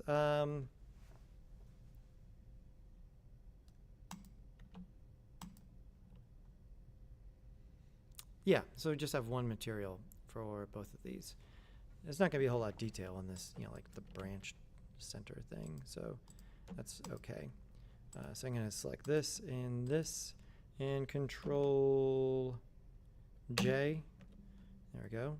And now if we tab in, there's everything. And so I would probably maybe grab Control L, Shift Control L.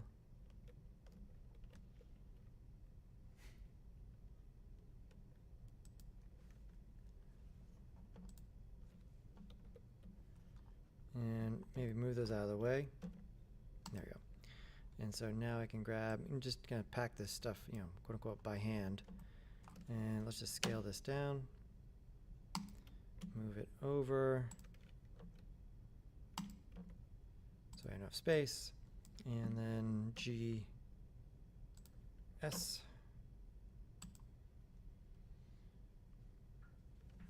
So this is an overlap of all the leaves. And then this is the branches. Yeah, in terms of it going around the branches here, this would be one where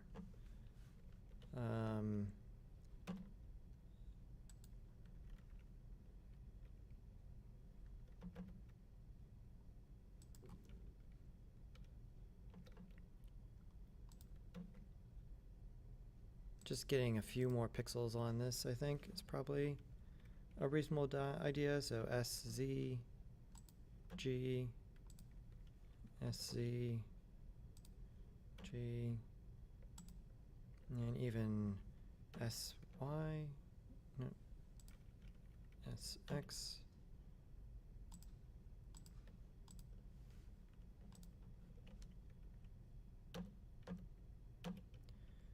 And again, we can compensate with the triplanar projection. Control L, S, X.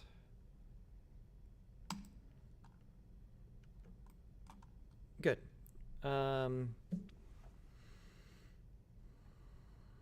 Cool. Okay, there we go. And so we got our branches, and this is going to be center piece branches, and let's export this.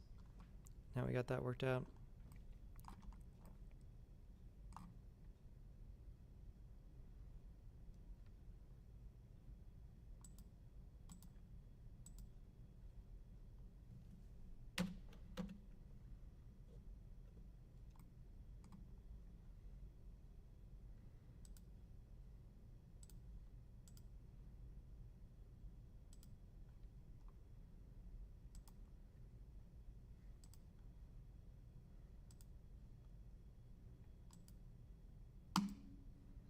And over here,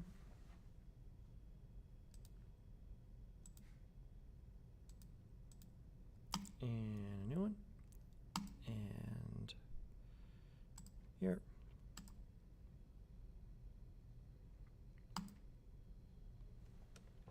Cool. And same thing, we're going to want these to be double-sided as well. So turn on double-sided so we can see both sides. And do we want to bake the mesh maps here? Perhaps.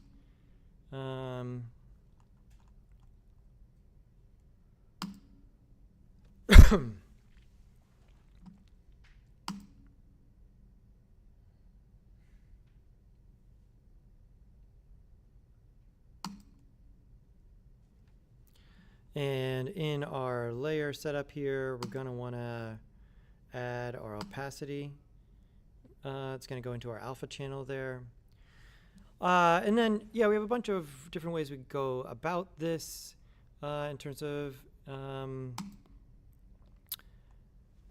masking some different things out. I mean, we want to, yeah, maybe not bake the mesh maps there. That's going to show up on every leaf. Just another instance where just today, like the ambient occlusion does make sense to have in the mesh maps. Let's see if we can figure out the orientation here. And so if I just were to paint on this,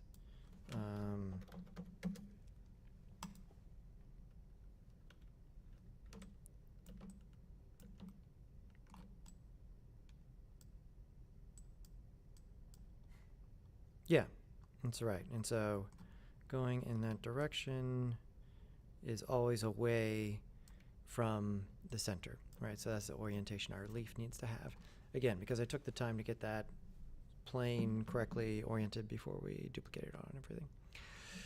Cool. Okay, so that is good. Yeah, you could bring in a leaf here and use that as a starting point. Or we could work on hand drawing one. Let's bring one in and see how that looks here first. And let's look for something as a, I feel like this is something leaf, public leaf archive.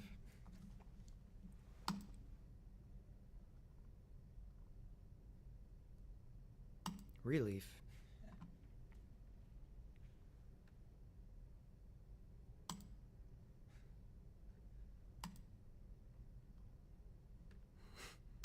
Need your leaves picked up in DC?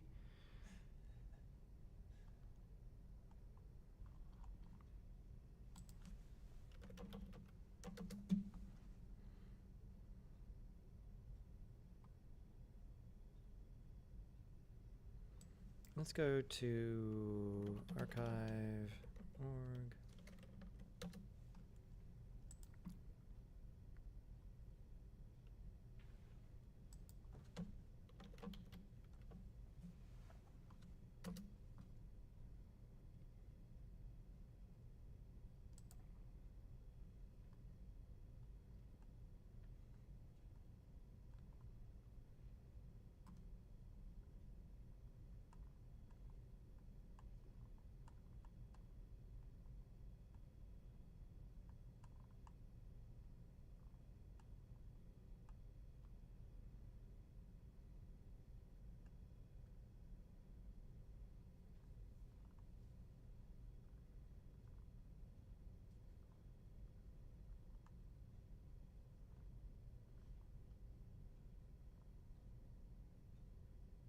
Is everything on here public domain? I believe so.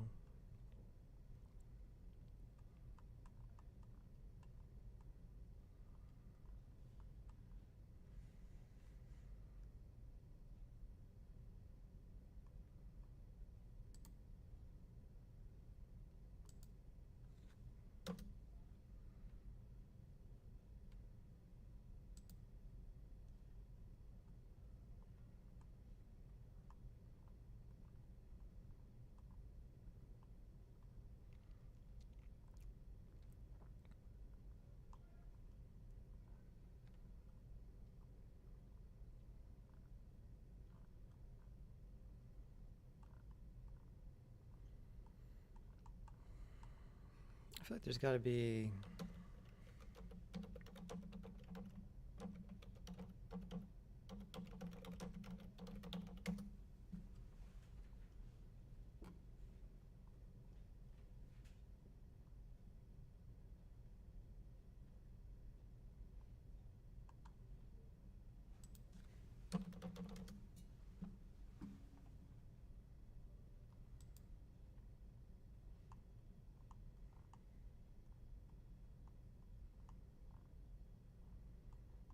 This is really cool, very illustrative. mean, even something.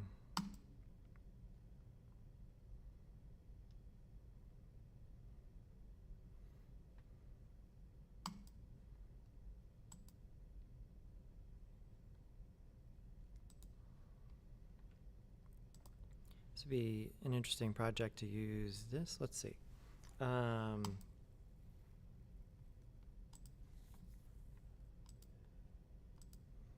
Let's bring this in as a texture. There we go.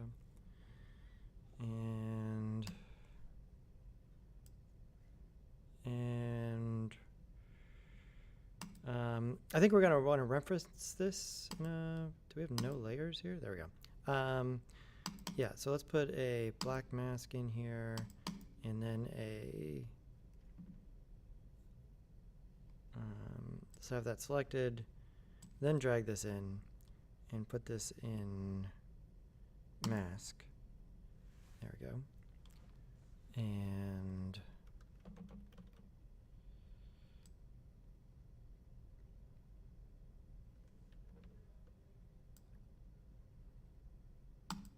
this needs some sort of color so we can see what we're doing. There we go.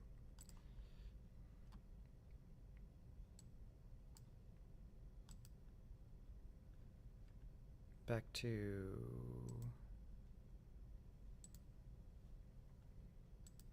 there we go.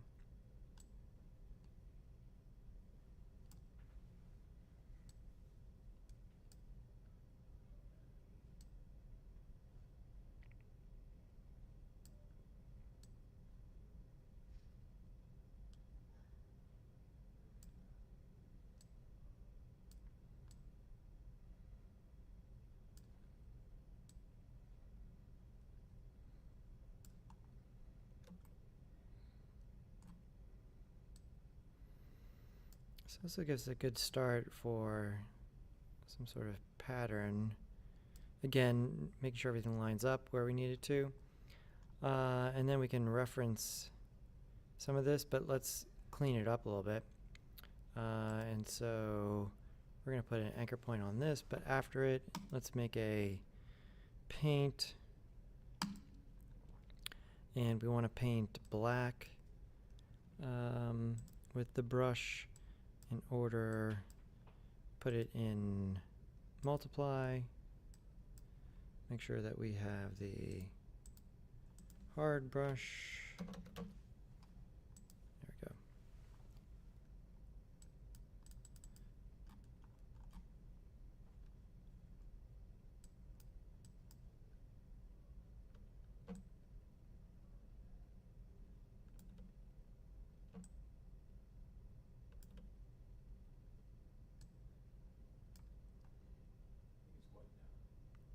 Is it? There we go. Black.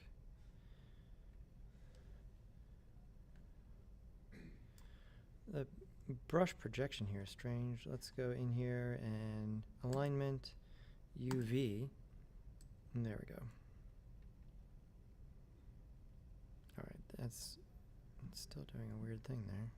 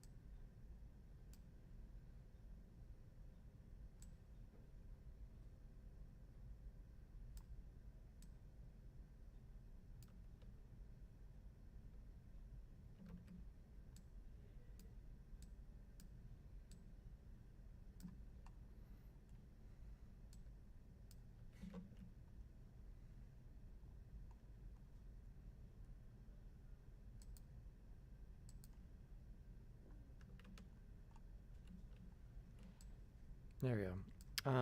Size space viewport. Some sort of strange stuff happening otherwise.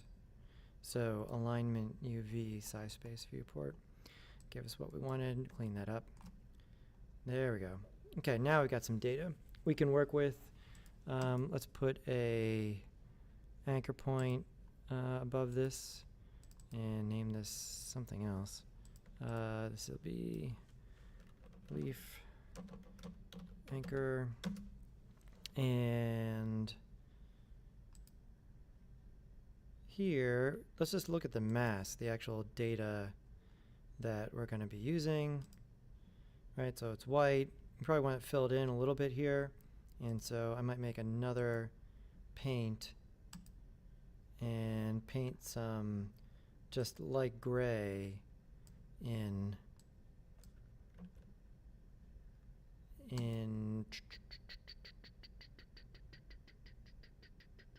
add blend mode. There we go. And so this can sort of fill in, color in the leaf here, so that it's not just the veins. There's actually some data underneath there. Depending on which image you bring in, some of this mask gymnastics may be more or less necessary. But now you've got a solid understanding of what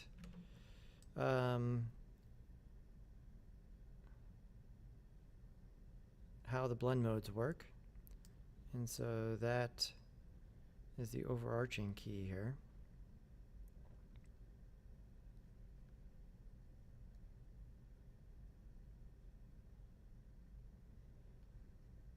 Cool, because first of all, we're going to want to use this for transparency data, obviously, right? So there we go. Let's look at the regular here. And so now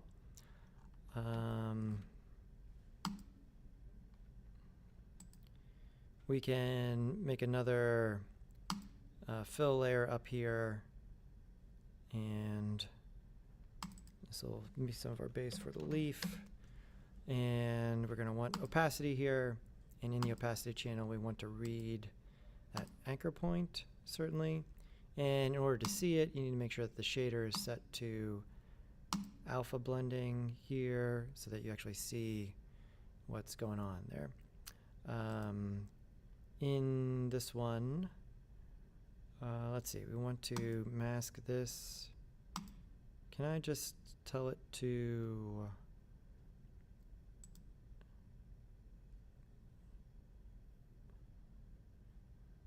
just be on these faces? There we go. Excellent. So you see that that does a lot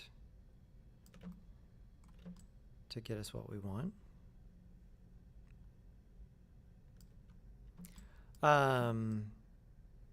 If we wanted to soften the edges of this, blurring what's coming in here. But yeah, that's the opacity. Let's get some height data here on this. And so again, on the height, let's grab the same anchor point information, but we'll be able to process it separately. And so, yeah, way too much. We're going to need, obviously, the levels on the height, and we can chill that out.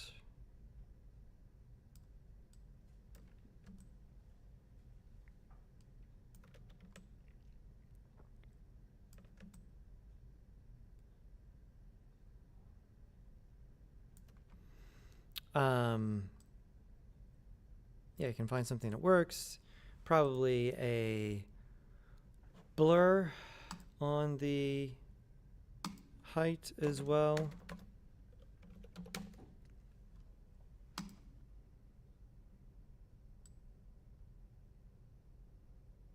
There we go.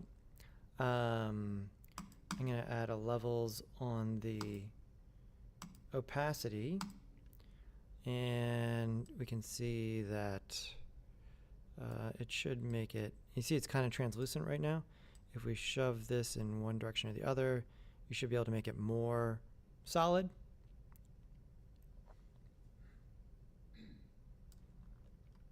And spend, like go back and edit the mask a little bit.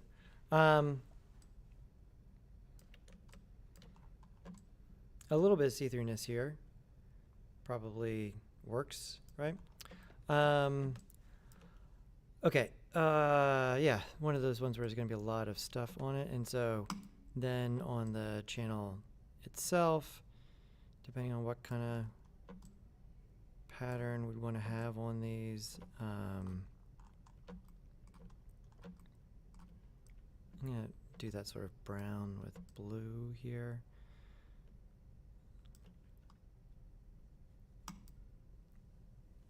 So on the color channel, again, read the anchor point, and then let's add a gradient.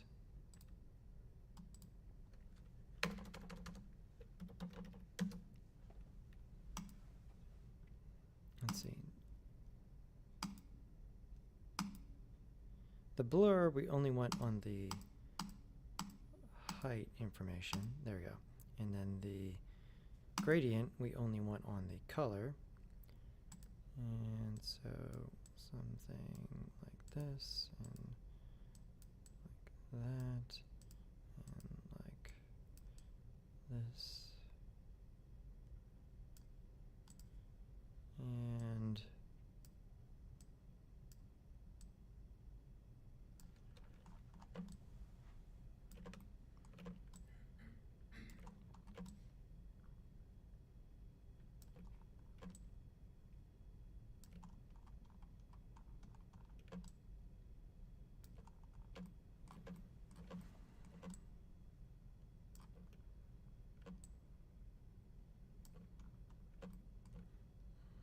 And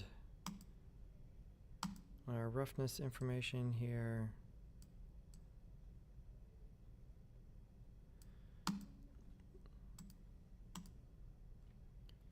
And levels on the roughness.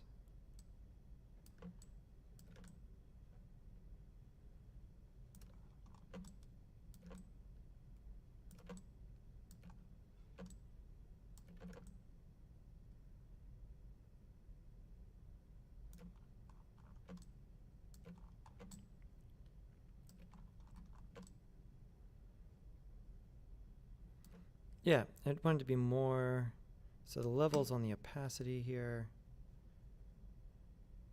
I want it to be more solid. This has got to come, black comes up, no, that gives us everything. So here, we got to smush it in this direction, grab this end, and that gives us more, a little bit more solid.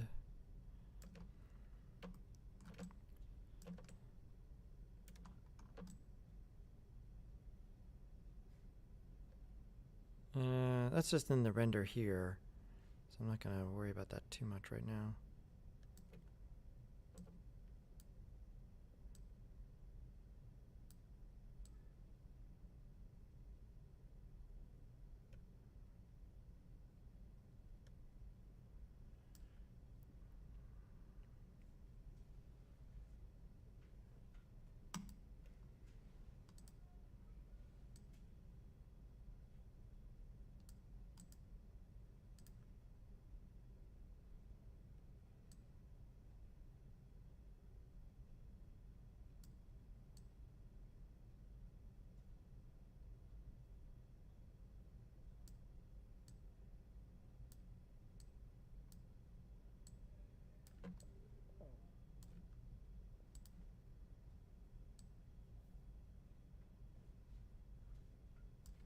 There we go. I feel like that's working for me, especially when there's lights and everything in Blender and some of the opacity is working. Yeah, and so let's get something happening in, again, this little mask problem here, coming back to the original Paint, black, paintbrush.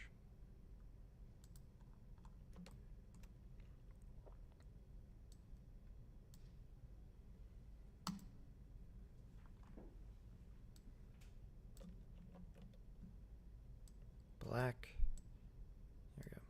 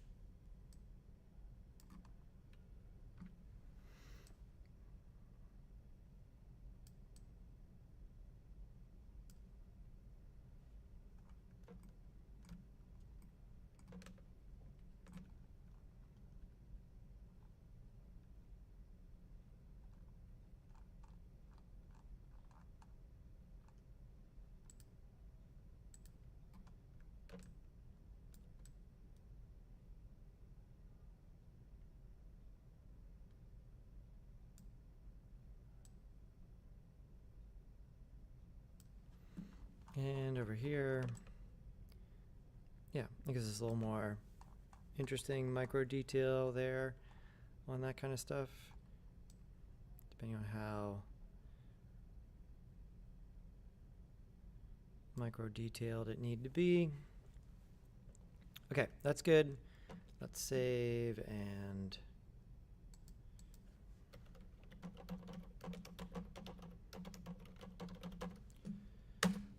and then come in here with some wood to use.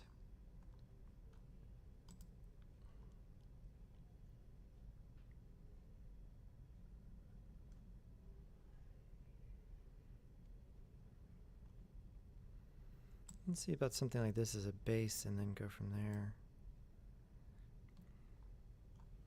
And so we obviously only want this over here, so let's do that first.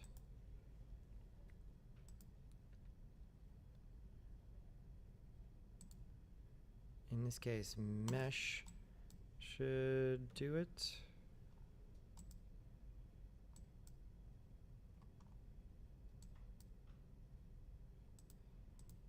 And white, there we go. Mesh, mesh, mesh, there we go. And I'm gonna put this into triplanar mode. And crank up some density here. I don't like this color really much at all. Let's, and the height is way too strong. Levels.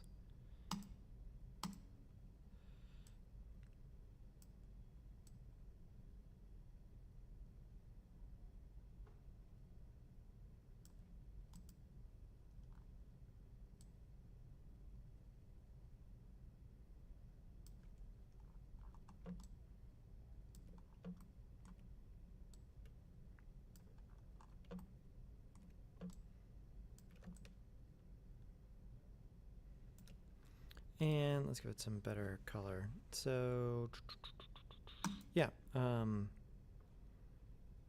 filter.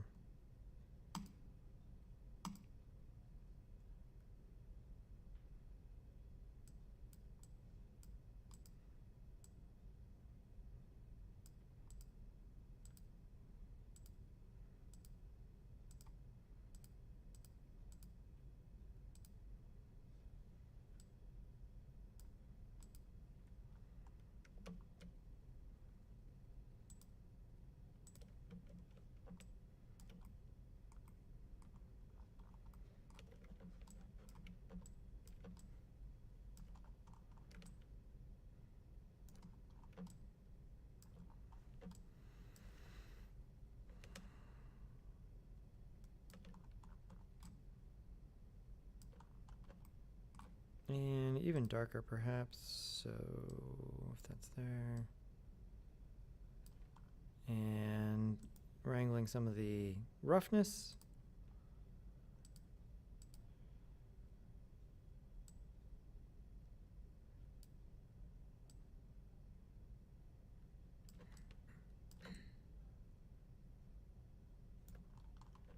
There we go. So that gives us some gnarly pattern in there, but enough to make that work.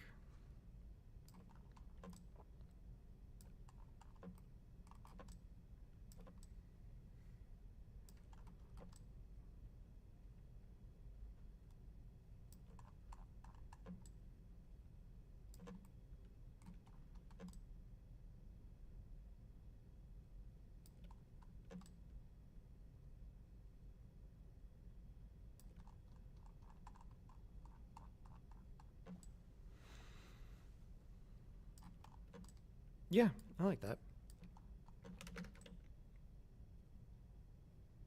Let's look at some reference.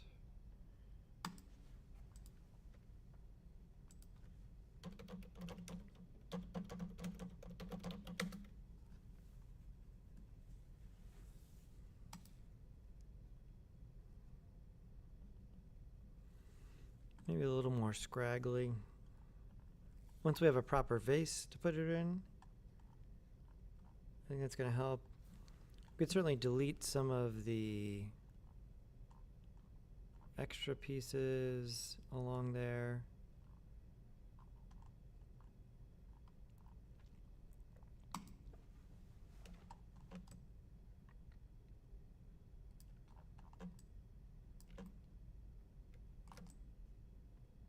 And especially once that's casting some light there. I mean, maybe bending the original plane a little bit more. It feels a little too perfectly straight. Would be a help here, perhaps with the leaf layer here. Yeah, we have the height doing this sort of veiny part. Maybe if it were a little more dense before I brought it over in terms of this, but you know, painting the single leaf allows us to work with a lot of them then.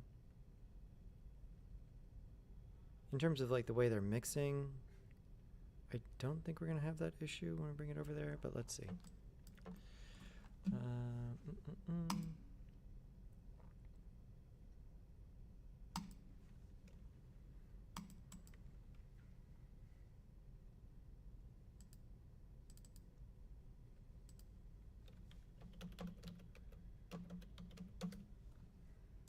And in here.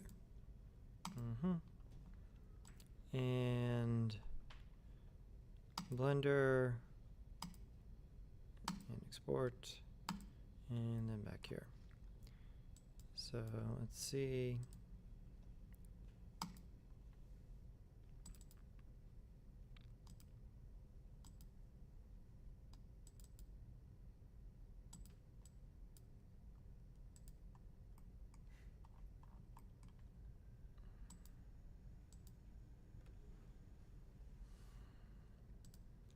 And come over here. Let's bring this way down.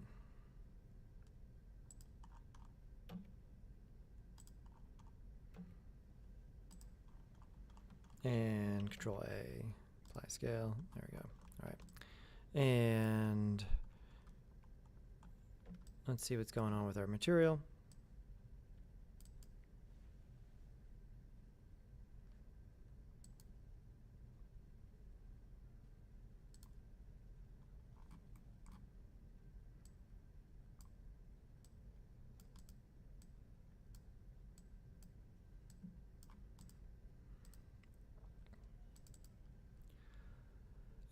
Yeah, and so alpha doesn't get automatically configured here. So bring in our alpha, put this at non-color, and this should just go directly into alpha. And yeah, and we're good there. that cuts that out. Let's make some sunlight so we can see what we're doing.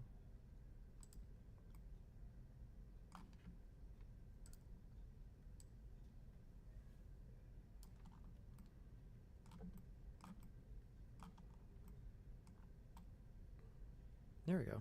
Nice. Let's turn this on. There we go.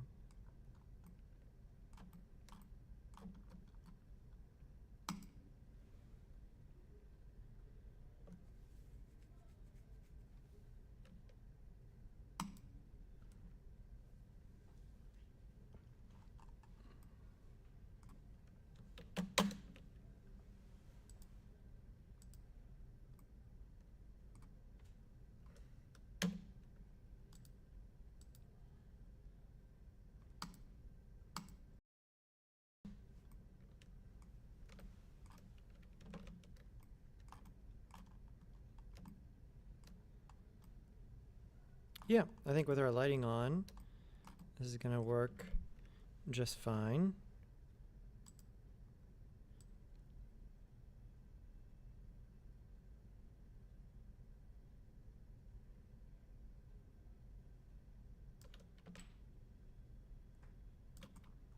Yeah, cool.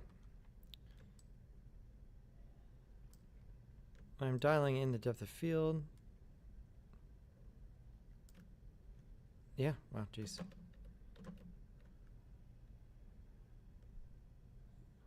Some of that may be with the opacity and the depth of field there. We'll see. But in general,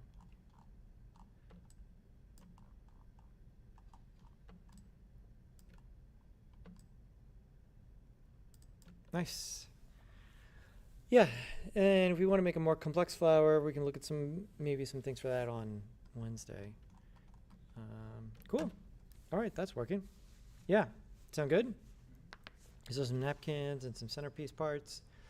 You know, you're going to need a vase or some sort of vessel for it. I think everyone can handle that on their own at this point, probably. Think about how to approach that, what kind of vase you'd want to put in there. Cool. All right. Look forward to seeing everybody's glasses and plates on Wednesday. And yeah, did I ask you to render the whole scene? I did. Yeah. Good. Yeah. Yeah, and then we can start setting up some scene render shots and everything for the portfolio here. Cool. This is great. You good? Okay. Awesome.